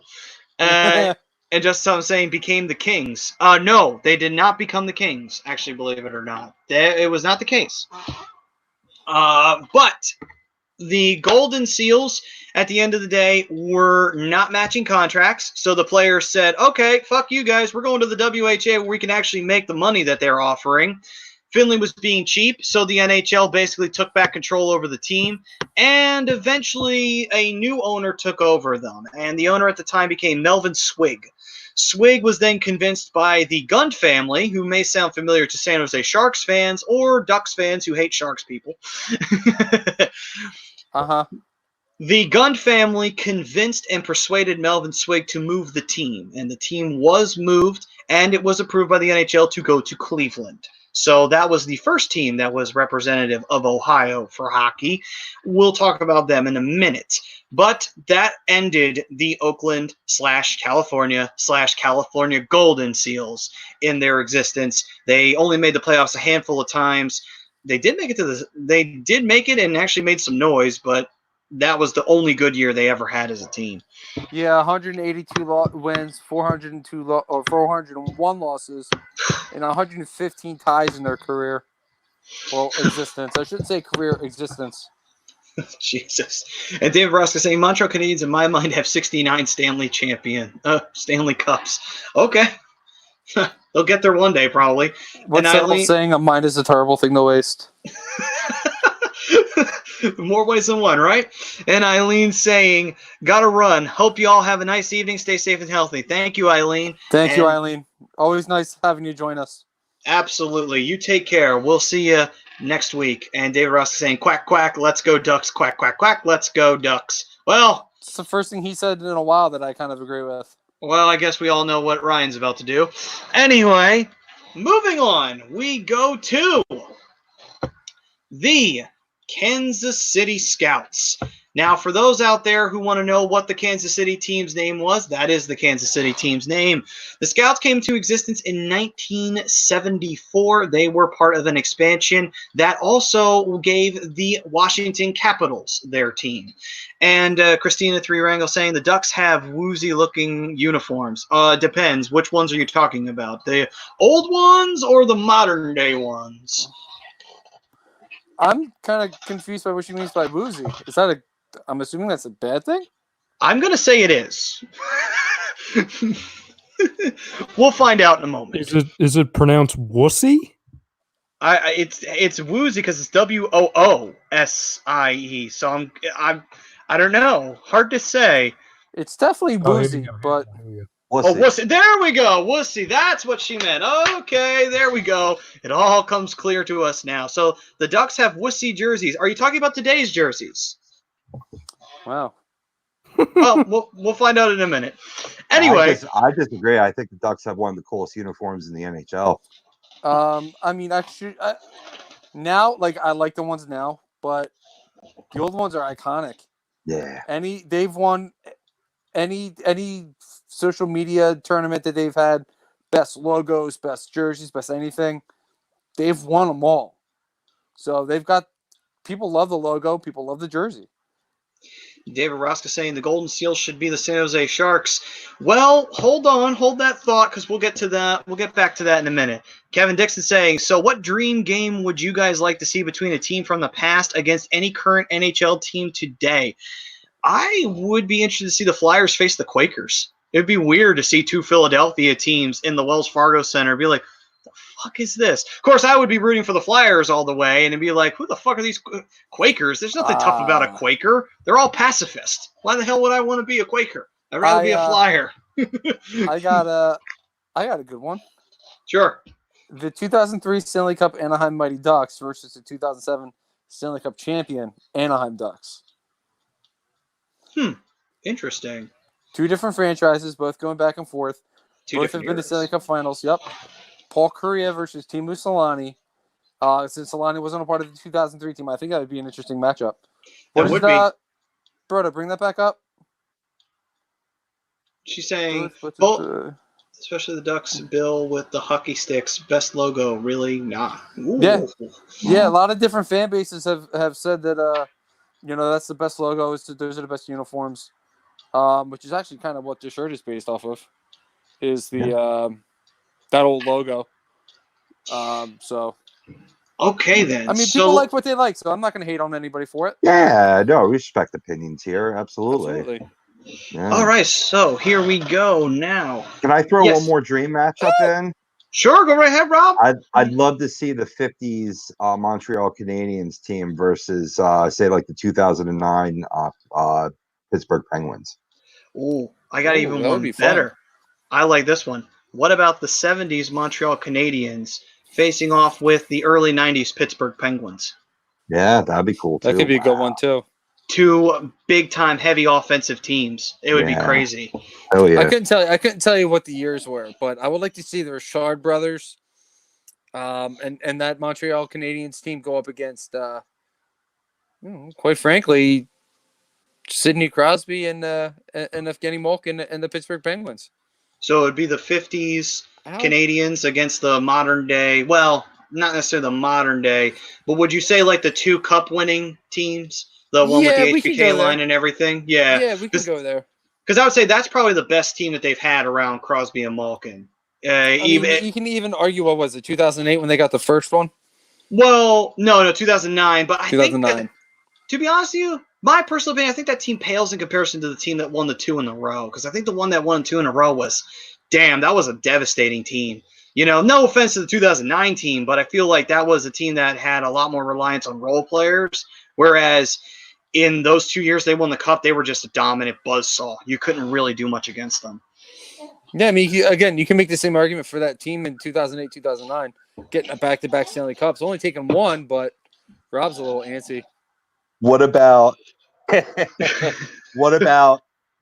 Broad Street Bullies of the 70s versus the Legion of Doom of the 90s? Oh, that would be fun. That'd be a good one. So we're going to put a pin in this because I think we're going to do shows like this where we're going to have some dream matchups. We'll get to those. We'll definitely get to those. Thank you to who posted that. I think it was Dixon. Thank you very much. Mm-hmm. Thank you very much, Kevin Dixon. You have now given us several weeks of programming. Thank you very much. And moving on. Yeah, I can think of 2 or 3 ideas out of just that idea alone. Yep. Yeah. All right, so back to the failed franchises. The Kansas City Scouts, just as I was saying, plus the 2009 team went through a coaching change. They did. Yep. They did go through a coaching change. Kansas City Scouts in 1974 and 76, they came into the league around the same time that the Washington Capitals did. They played and Kevin is saying, you're welcome. And he said, and the Kansas City Scouts played 2 seasons in the NHL. They have no Stanley Cups to their name. As a matter of fact, I don't even think they have a playoff appearance. And Kansas City, no.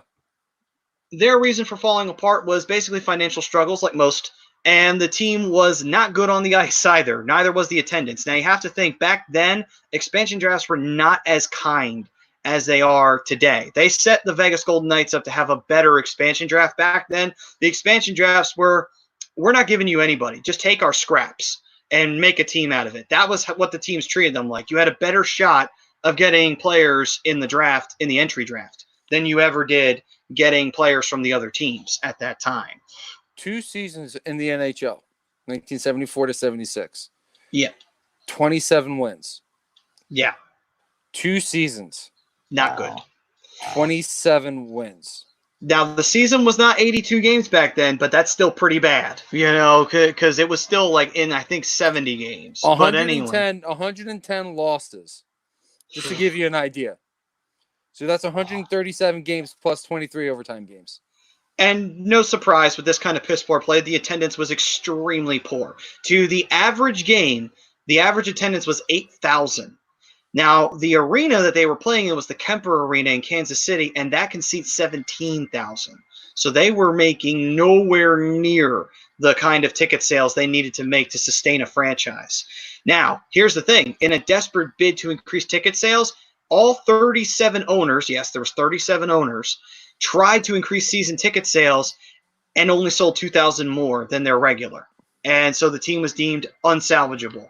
And the next step was then selling the team, and they sold it to a group, consortium from Denver that took a team and brought it to Colorado. And we'll get back to them in a minute because they were the team that preceded the Colorado Avalanche. But anyway. Now, one thing I will say that the Vegas Golden Knights had an advantage of is they came into the league alone. Yes. Opposed to other expansions were obviously more voluminous than just one team. So they were set up for success, I think, mostly because of that. Yeah, the expansion draft really helped. They really did draft a good team. I mean, you can even say, look at the other teams that came in from the expansion. Nashville, Minnesota, Columbus. I guess a team we'll talk about here in a few minutes. The Atlanta Thrashers. Like, of those 4 teams, obviously we know one collapsed, sort of. And, I don't necessarily remember an expansion draft, but I'm sure it happened because you had to get the players from somewhere. It did, but I think it was not as fair as the one now. Like, it was like NHL teams could protect more players in that expansion draft than they could in this last one. Yeah, so I mean, if that's how you're going to do it, like Vegas drafted beautifully. They put a great team together, and I think if you have the right front office, the right GM, the right coach, obviously we see, and he's actually just been talked to by the Devils, and Gerard Gallant getting them to two Western Conference Finals and a Stanley Cup final. Hey, anything can happen. True. All right, then. And now we move on to our next failed franchise, and that is the Cleveland Barons. We're going to pick back up this California Golden Seal story because this is where it comes to a nice, pretty little bow on the top to end it. They came into the league in 1976 after the relocation, and they lasted 2 whole seasons. So they ended in 1978. Once again, no Stanley Cups. They did not make a playoff appearance. This team basically had the same issues as everybody else, which were financial. However, though, the Barons' major problem was they could never gain a foothold like the Seals couldn't either in the Cleveland sports market, which is kind of sad when you think about it. But here's the problem. They had a stadium that was very far away from Cleveland, which did not help in attendance. Also, the team started out fine, but then they tried to overspend and trade a lot of prospects and desperately tried to make the team worth a damn. That lasted all of about 2 weeks before the team went on like a 15-game losing streak. So as you can imagine, shit like that did not help their cause in any way, shape, or form.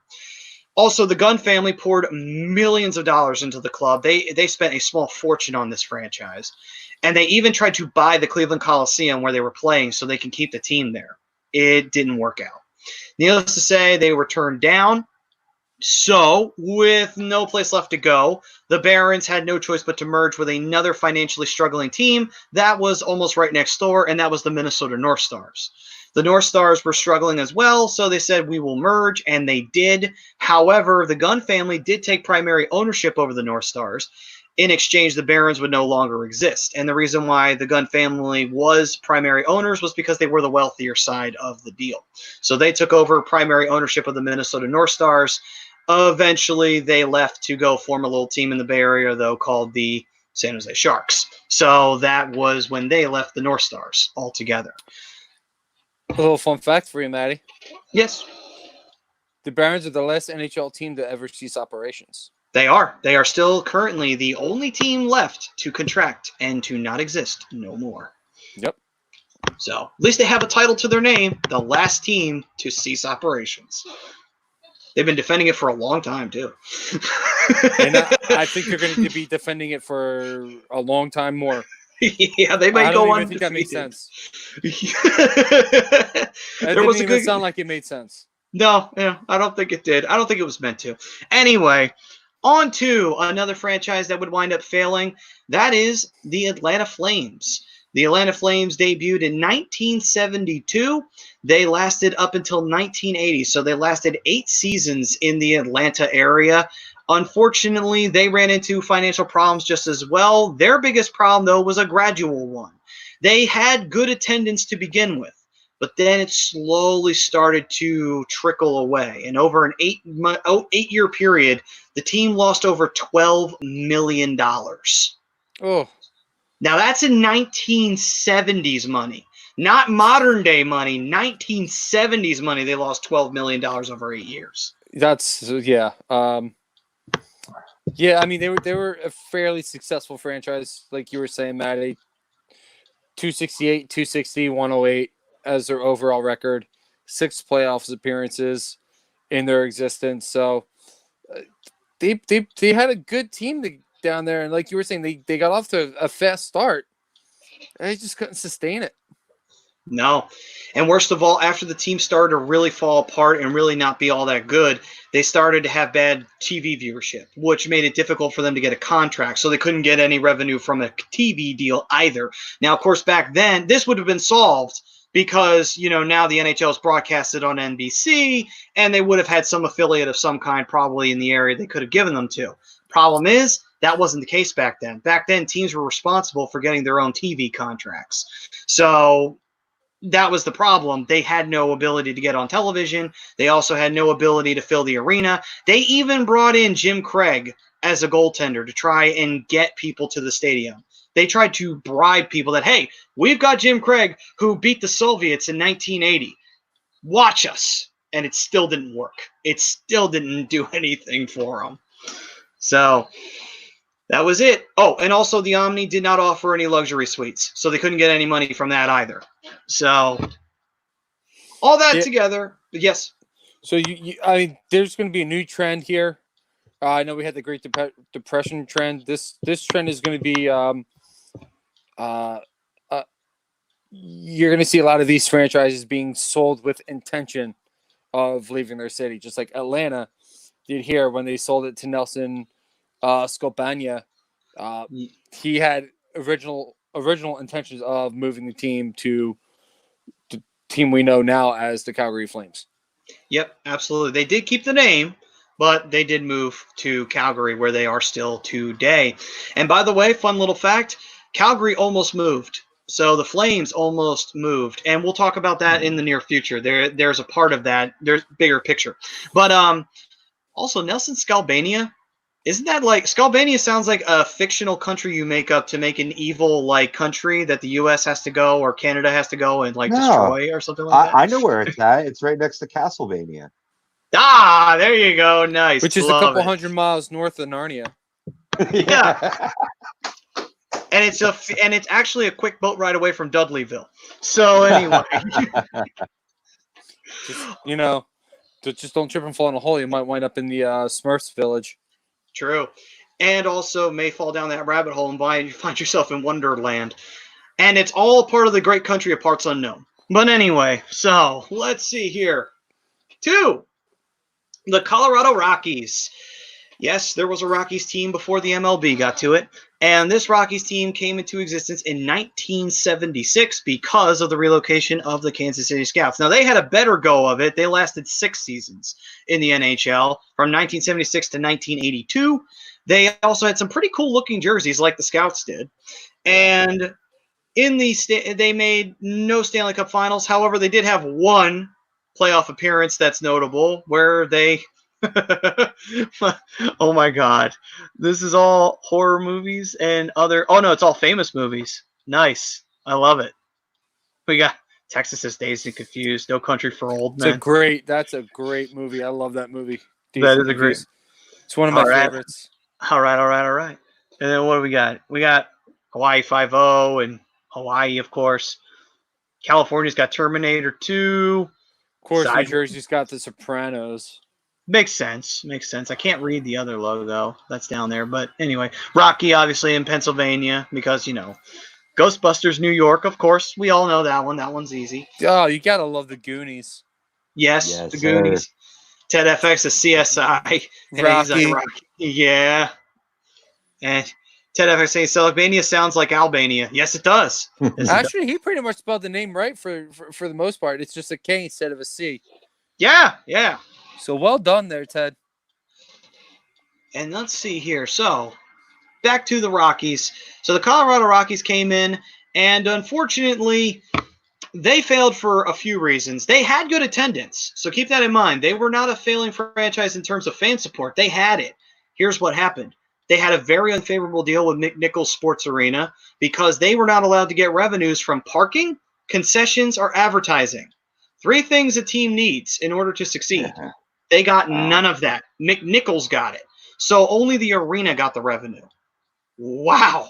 That's one of the worst deals I've ever seen. How in the hell, how shitty of a negotiator do you have to be to say, you keep all the revenue, but we get the team? Like, then what the fuck is the point of having the team? Like, seriously. Unbelievable. I think I'd rather get kicked in the nuts than have to have settle a deal like that.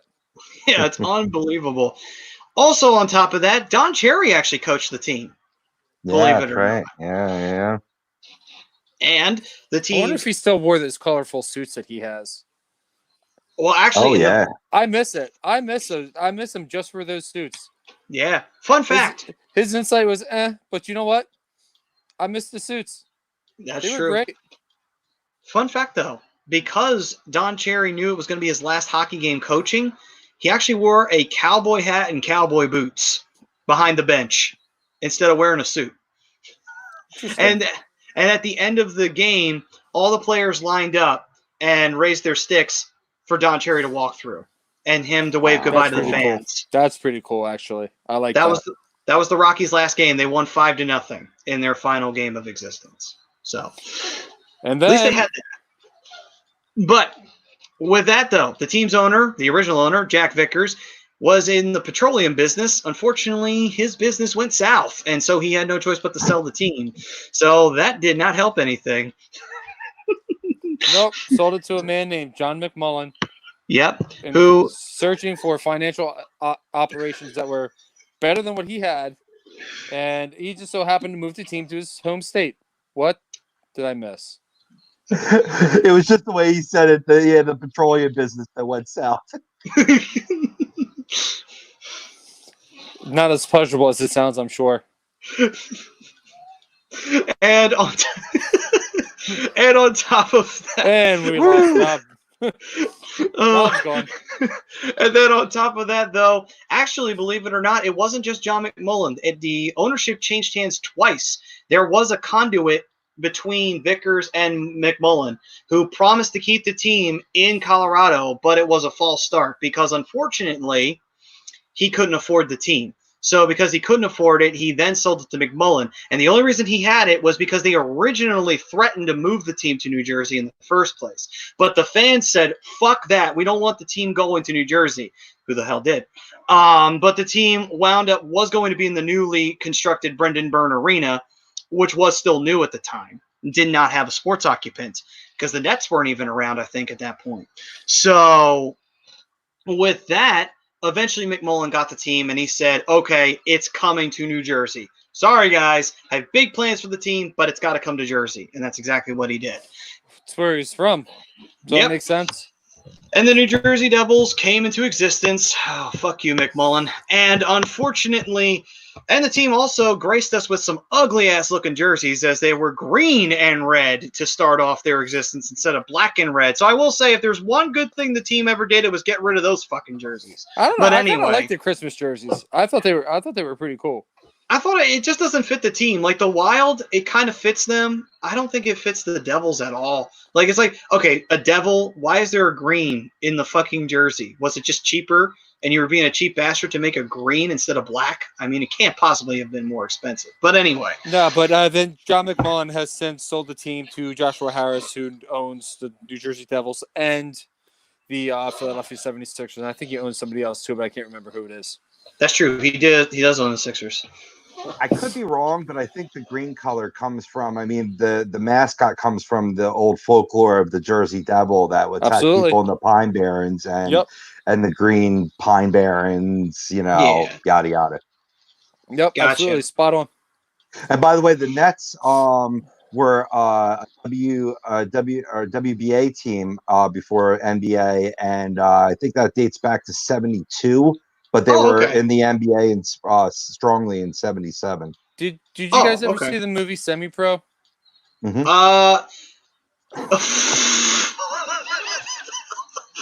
Square in the nuts. It's funny how he mentions the word. He mentions semi-pro, the Will Ferrell movie, and then boom, that's the image that pops up. Did you ever see semi-pro? Kick in the nuts. Anyway, Oh. I'm pretty sure they mentioned the New Jersey Nets a few times in that movie. So Right. So Okay. Well, I'm not a basketball guy, so I wouldn't fucking know. Oh, neither am I. That movie was completely fictional, but I'm pretty sure they mentioned the team because they were all in the same league. Gotcha. All right. Well, moving Oh, on. ABA, not WBA, ABA. That's right, for semi-pro. Right. Obviously, before Sorry about the that. It's all right. obviously I before knew where you were going. the obviously before the merger, when they all became just the NBA. Obviously. All right then. On to the next team that I would have considered one of the more successful franchises that unfortunately folded. They had no cups to their name, but they did make at least 2 Stanley Cup Finals appearances in their lifetime. The Minnesota North Stars, who came into the league in 1967 with the Flyers, the Penguins, and the rest of them. They, of course, occupied oh my God.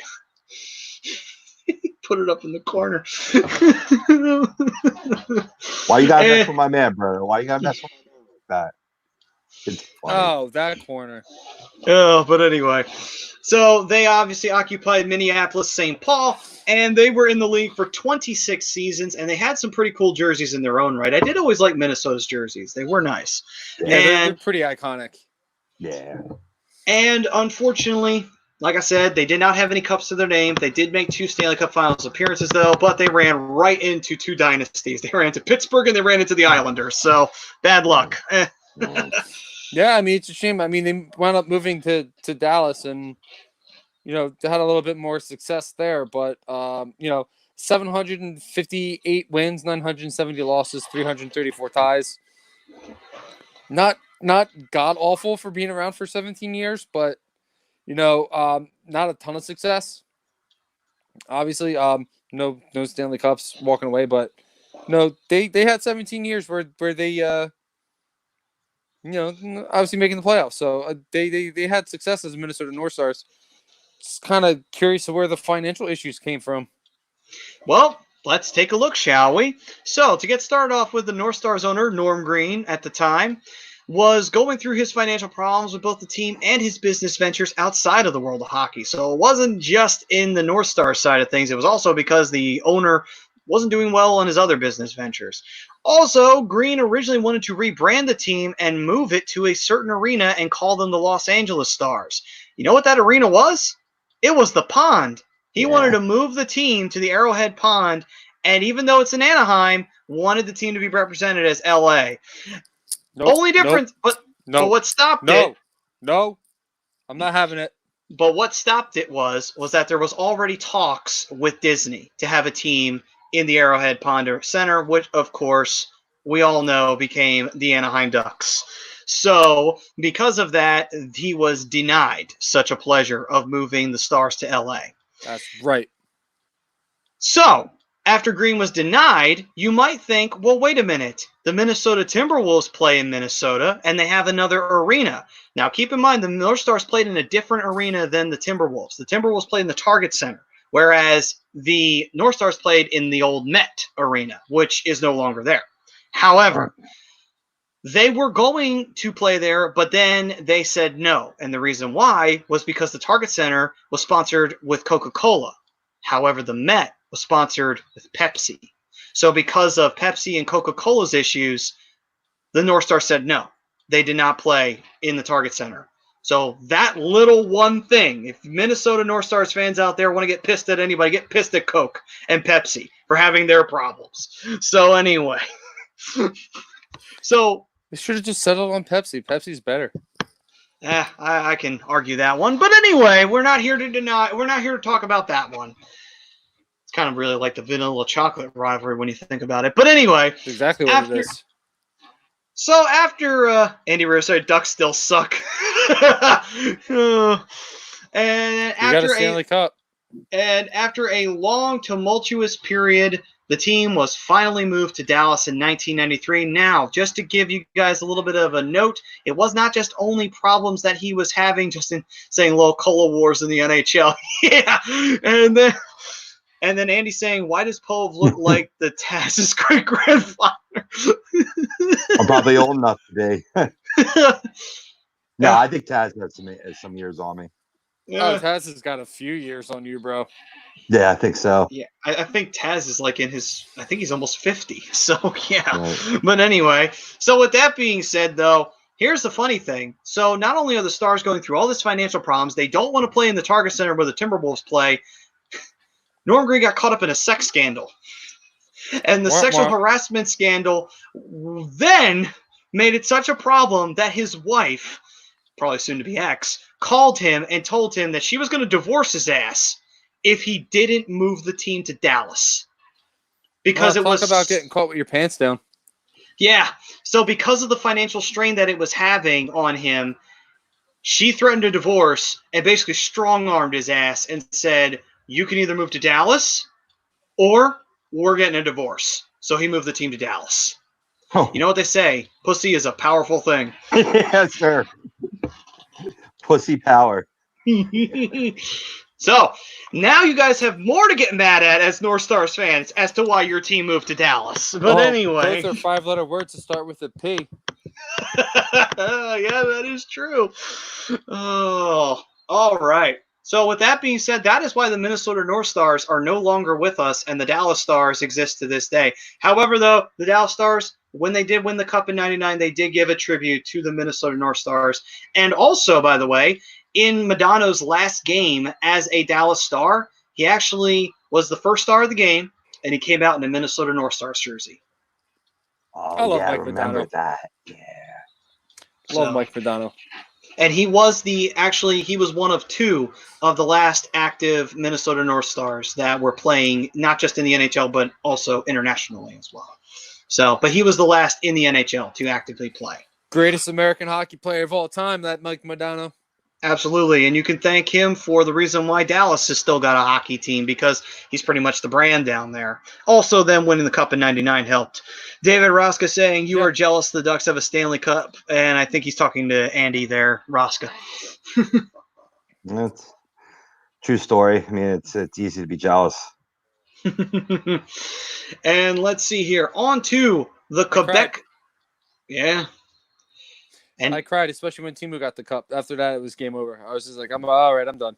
Yeah. You're just drinking, just like, yes, Timu, you fucking deserved it, man. For all those fucking years, fuck the San Jose Sharks and the Kings. They ain't got fucking shit like we do. I mean, first team to win. First team to win in Southern California. That is or true. In California in general. Correct. Actually, incorrect. First team in California in general to win. No team in California won. I corrected myself. There you go. First team in California. Yep, the race to that cup in the Golden State, and the Kings were there a lot longer, and so were the Sharks, and yet the Ducks Kings were the first ones. Well, the Kings have more now, but you guys were the first ones to it, and they were around longer. But anyway, it's all well and good. We're the first team, but we got to get another. We got to tie the Kings at least. Yeah. We can't have less than the Kings. Watch the Sharks get like 5. I would cry laughing if that happened. But anyway. Don't you put that evil on me, Ricky Bobby. Don't you put that evil on me. Oh, all right then. I'll smash your head with a folding chair. I was always jesting, though, that when the Eagles finally won the Super Bowl, they were going to win like 20, and they were going to be the Philadelphia team to have a dynasty because they were the longest to get to it. I always thought, like, figures. The longest one to get to it has the dynasty. But anyway, moving on. Now it's the Flyers. Yeah, true. All right, on to the Quebec Nordiques. Oh, boy. Let the tragedy continue here. Now, the Quebec Nordiques came into the World of Hockey in 1972 playing in the WHA. They even actually won one Avco Cup, which was the WHA championship. However, they got no Stanley Cups. They almost got to the Cup finals, but they were denied such a pleasure by the Flyers. Anyway, with that being said, though, the team came into existence. Denied. And they came into No existence. stairway denied.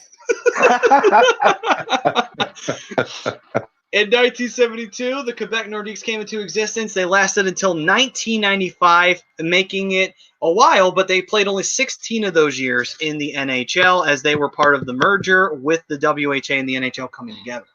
Now, the major reason why the Nordiques failed, and this is what's going to be the main tipping point as to why many Canadian teams do not exist today, and that's why Gary Bettman does not like the idea of having Canadian teams, and that is this: the economic side of things. The Canadian dollar went through a bad downturn during the 1990s. So bad, in fact, that players were starting to demand that they got paid in their contract with American dollars.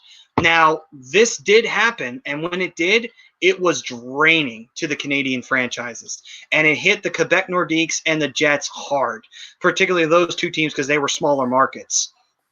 The Canadians, the Maple Leafs, and the Vancouver Canucks shockingly managed to stave off being threatened to be relocated, but even the Flames and the Oilers were threatened to be relocated at this time because of how bad the economics was of the Canadian dollar. So, due to this, Michel Aubé, who owned the team, had no choice but to sell the team. And so, in 1996, the team was sold to Colorado and became what is now known today as the Colorado Avalanche. And as a sad kick in the nuts to the Quebec fans, that very first year that the Avalanche existed in 1996, they won the Stanley Cup. Yeah, that's a rough one to swallow right there. I mean, 9 playoff appearances as the Quebec Nordiques is pretty good, especially in 16 seasons. So it's a little more than half of their existence they spent in the playoffs. 497 wins, just shy of 600 losses, 160 ties. I mean, not a shabby record, but that is kind of a kick in the nuts, though. First year in existence as a new team, you win a Stanley Cup. Just moved out of another city. A team that was put together by that team that they relocated from. Yeah, that's tough. That's a tough one. I mean, at this point, Brodo might as well just put that picture back up and just have a Quebec Nordiques logo on there. Of the kick in the nuts, yeah, absolutely. And then, so, unfortunately, in recent years, there have been many, many movements to try and get a team back in Quebec City. And unfortunately, it has not transpired. And all I have to say is the reason why is because Bettman does not like the Canadian dollar and does not trust it. And that is the reason why. Now, the Canadian dollar is definitely much more stable now than it was in the 1990s. But I don't think Bettman has changed his opinion on it in any way, shape, and form.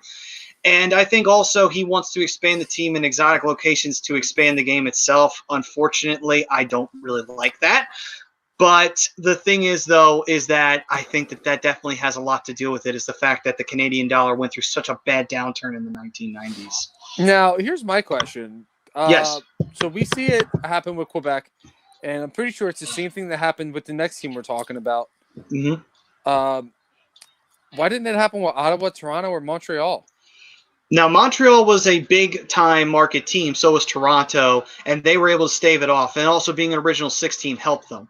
Whereas Vancouver also held on, and the reason why is because they had a really good team at that time, and obviously they were not that far removed from making the Stanley Cup Finals. So they had a strong team. They were able to fill the seats.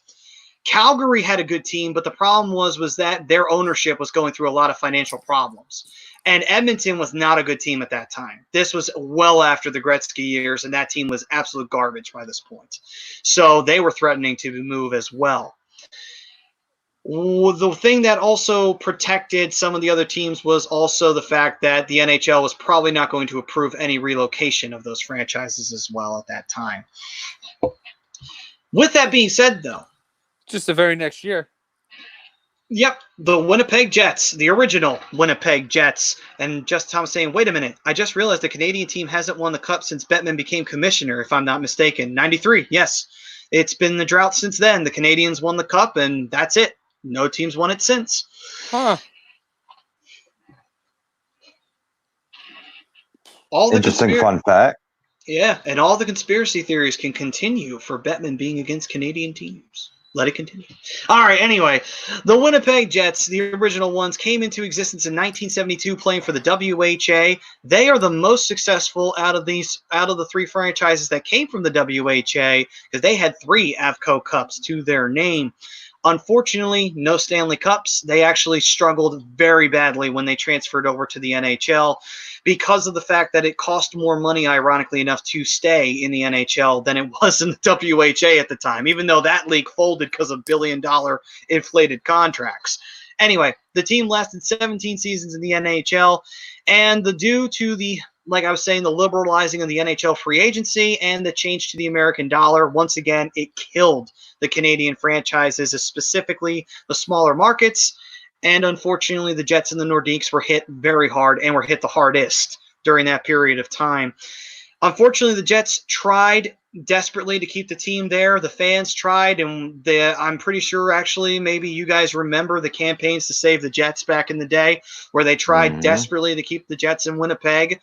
Unfortunately, it fell through, and the team was originally going to move to Minnesota, but they were denied. So the team actually moved to Phoenix instead because there was a better deal, and also they got denied Minnesota. So Minnesota almost had a team back immediately after the North Stars left. Imagine that, the Minnesota Jets. That would have been interesting. Wow. Yeah. I wonder if they would have done something similar to what they did with the Wild. Maybe. Who knows? It could have been possible that they would have changed the name and possibly gone with that. Could rename it. Could have been a possibility that they get the North Stars name back. True. Wouldn't have been that far removed. No, it wouldn't have been. And you know, we've currently seen that happen where a team that's not even related to another franchise has another franchise's name. So ironically, this franchise. So, yeah, absolutely. But yeah, unfortunately, the original Winnipeg Jets, their time was over, and they became the Phoenix Coyotes, who are still around to this day. Surprisingly, just by the acts of Bettman alone, have kept them around at this point in time. But again, 12 playoff appearances for that franchise since 1979. 12. True. Here's the thing, though. That division was very weak when the Winnipeg Jets were in it. There was only 2 teams. It was the Flames and the Oilers. That was it.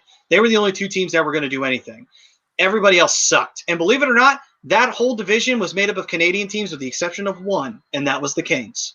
That was it. It was the only team that was there that was an American-based team. They should have kept them. Crazy, right? Imagine that today. One American team and a bunch of Canadian teams. I couldn't even imagine it today. But anyway, moving on, after the failed original Winnipeg Jets, we now go to the Hartford Whalers. The Whalers, of course, came into the league in 1972, WHA team as well, and had 1 Avco Cup to their name, no Stanley Cups, and no Stanley Cup Finals appearances. They were around in 18 seasons in the NHL. From 1972 in the WHA, eventually to the NHL, they lasted all the way to 1997 before they eventually closed down. Now, basically what happened to them was the owner of the Hartford Whalers, Peter Karmanos, was committed to keeping the Whalers in Hartford for at least 4 seasons. Unfortunately, though, poor sales and low attendance because the team was not good at this time basically led to more financial strains. He tried desperately to get bigger season ticket sales. It didn't work. And so because of that, the team was eventually going to move. Also, they tried to get a new stadium built, but the Connecticut governor at the time denied him the ability to use taxpayer funds to get the arena, which is a trick that all owners have used to this day to try and get new arenas built. Doesn't matter what league or what sport. Yeah, I remember that being a huge issue for Hartford before moving to Carolina. Yeah. And so after everything fell through and negotiations fell apart, in 1998, they moved to Carolina, where they remain to this day. However, though, the Hurricanes did wear the Whalers jerseys for a home game this season. Yeah, he wore it a couple times for tribute for them. And correct me if I'm wrong, they didn't win a Stanley Cup until they moved to Carolina. Correct. Yep. Mm-hmm. However, though, at least it isn't as bad as Quebec, where they won it the first year after they moved. Yeah, they won it 9 years later. Yeah, it took a little while for the Hurricanes to get good, and then eventually they won it. But anyway, I mean, it's just kind of funny. Like you think about the Hartford Whalers, like, yeah, I mean, there's a few big name players that come to mind. For me, one of those guys was Ron Francis and Keith Primeau. Yep. Yeah. that's kind of it. Legendary. Yeah. Gordie Howe. Gordie Howe did, yeah, at the end of his career. End of his career. Chris Mark Pronger Howe. played there. Paul Coffey played there for a time. Bobby Hull. Oh yeah. Sammy Kapanen. And one of my Yeah. favorite Flyers of all time played for the Whalers, I believe, before he became a Flyer. And that was Kevin Dineen. Yeah, Oh Kevin yeah, Dineen that's was there right. as well. Oh, and by the way, J.S. Shiger was drafted by the Hartford Whalers as a rookie, Right. and then he played like a handful of games, and then he went to Anaheim. So anyway, Won a Stanley Cup in Anaheim. he did. But ironically But it's enough, he got his start in Hartford. Yeah, I mean, you think about, like, we're just throwing some of these names out there. How good some of those players were in their career, and just to see Hartford not really have a ton of success, to really bring home no Stanley Cups, it's really kind of surprising. Well, the biggest issue that they ran into was because of the divisional playoff setup. They always ran into the Boston Bruins or the Montreal Canadiens. And no matter how good they were not nearly as good as that Bobby Orr-led team or that Guy Carbonneau, team led by good old Montreal and that Patrick Waugh goaltended team. So Yeah, fair enough. Oh, wow. See, I knew I was right where Kevin Dineen started his career at Hartford and then came to the Flyers, but he actually went back to Hartford for their last 2 seasons and even carried on with the Carolina Hurricanes. I forgot he played that deep. And I think he came back because wasn't his dad coaching Bill Dineen at the time? I think so. Yeah. I think so. But yeah, it's crazy when you think about how many guys played there. Oh, and Dan Cloutier also played for the Hartford Whalers. Of course, Right. But a lot of people thought he was a bad goalie during his time in Hartford. But anyway, moving on. Okay, so we go from that team to the final failed franchise of the evening. That is the Atlanta Thrashers, the most recently failed franchise in the NHL, who came into the league in 1990. Yeah, in 1999, they came into the league, part of an expansion, which I also believe brought in the Minnesota Wild at that time. And then they lasted up until 2011. So they played 11 whole seasons. At least they got to double digits. At least we can say that, right? Only thing you could say. Yeah, and they got no cups. They made one whole playoff appearance, which they got their asses smacked by the New York Rangers. Never made it back after that. Ilya Kovalchuk was the only name that it was recognizable or formidable during that time period. Think of a couple off the top of my head. Maxim Afinogenov played for the Atlanta Thrashers. Oh, yeah, he did. Bobby Holik played for the Thrashers, and then Mark Recchi played for him. Yeah, very briefly he did. Wow, he played for everybody. He did. Oh shit! I lost it after I went to Bobby Holik. All right, continue on. Nonetheless, though, the Atlanta Thrashers, they really never gained any traction in the Atlanta market. What a fucking surprise. And the team sucked. It just flat out sucked. It never got good. They drafted Ilya Kovalchuk, and you figured, okay, they're going to build a team around him, and every year they couldn't do it. Then the new ownership that promised to keep him in Atlanta desperately tried. Yes, they only cared about the Hawks and didn't give a shit about the Thrashers because it was the same organization that owned them. And they tried desperately to build a team around him at the last minute. They went and got Bufflin, who's still ironically on that team, just it's the Jets now. And they got what? False. His contract was just recently terminated in the last couple of days. He's officially a free agent. Oh, really? Oh, okay. I did not know about that. But anyway, but he was on that team for a long time. And then there was several other players that they went and just grabbed and said, okay, we got to get you guys, and we need to make this team worth a damn at the last minute to try and save them. But it was too late. It was the 11th hour. It was too late, and the team was getting sold no matter what. Now, Gary Bettman tried to fight them on it, but eventually he approved it, and that was Winnipeg Consortium getting them, which I forget the name of the company that owns them. I think it's TSE, I think, owns them. But anyway. Winnipeg TNSE. TNSC, there we go. They own them, and they also were a part of the MTS Center, so they were able to bring the Winnipeg Jets. Now, that was one of the major reasons why Bettman did not want to move the team there, because he didn't like the idea of them not having an arena available that they did finally when they got the MTS Center. So that was what kept him from approving it. Once that happened, he said, fuck it, this team's not salvageable. He couldn't find owners in Atlanta, so he said, take them. Bettman tried, but he couldn't keep the Thrashers there. However, I will say this: Atlanta did have cool jerseys. They did have that going for them. Not those really shitty red ones that had Thrashers written across. I'm talking about the one that had Atlanta written down the sleeve. That was kind of a neat jersey, I will say. They had some cool ones back in the day. I wasn't a fan of that. I liked your jerseys when they first came out. I don't like that alternate one that they made. The blue one you're talking about? The blue one with Atlanta writing down the sleeve? Yeah, I wasn't a fan of that. Gotcha. But there was another one. There was one where it had the bird and it had a black background and it had this really cool like trim that was blue and red and yellow on the sleeves, and it had a whole like a bird basically. It was a cool looking jersey that they had back in the day. They had some neat ones for the Thrashers back in the day. I mean, from all the teams we just talked about, there were a couple of really, really cool uniforms throughout some of these teams. Like the original Winnipeg Jets, love their uniforms. They had a good one.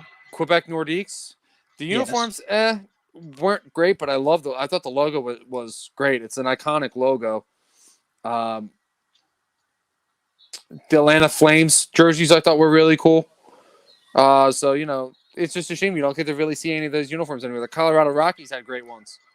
True, but at least with the Flames, at least they still show the logo of Atlanta for the alternate captain. So that's at least cool. That's a neat little tribute for them. And also, I think the Adirondack Flames that are their current AHL affiliate, I do believe they use the logo as well. So at least there's that. Some of them, not so much. But anyway, point is, though, those are the failed franchises of the NHL. A little walk down memory lane for some, tragic walk for some. And for others, a moment where we can all point and laugh and say, you guys didn't do shit during your entire existence in the NHL, especially the Thrashers. My God. Some of them really didn't. Yeah, like the Thrashers are the best example of a failed franchise like the Seals. I think they're the two big poster boys of what a failed franchise looks like. But anyway, all right, so that will do it for this edition of the Hockey Happy Hour. But before we go, real quick, Rob, I know you have somebody you wish to nominate for the penalty box. Might as well throw that out before we say goodbye to the folks. Sure, it's not just one individual, but I'm going to throw in the penalty box grown-ass men doing TikTok videos. If you're not a teenage girl, stop it, please. Come on, man. 2-minute minor penalty for ridiculousness. I love it. Go on, Rob.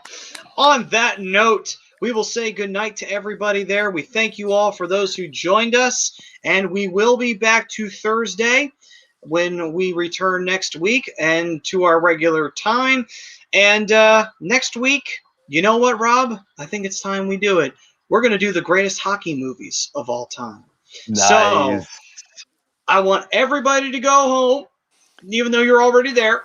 And I want you to do your homework and study up and watch yourself some hockey movies and see which one is kick-ass, takes names, and is one of the greatest. And I'm sure even Brodo will have himself a great list of hockey movies to contribute to that next week. Absolutely.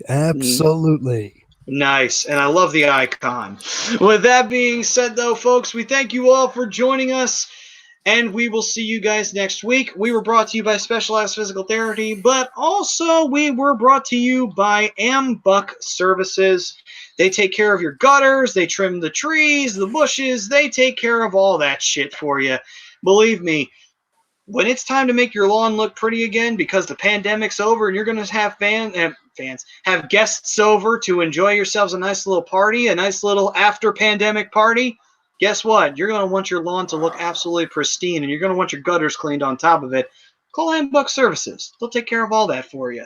And you can give them a call at 856-879-5530. They will make sure that you have a kick-ass lawn, perfectly trimmed trees, and a nicely, freshly cleaned gutter that you can eat out of.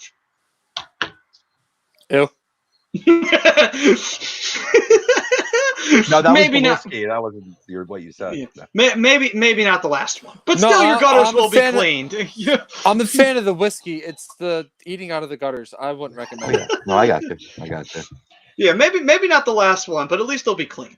Anyway, point is, guys, we thank you for joining us here on the Hockey Happy Hour.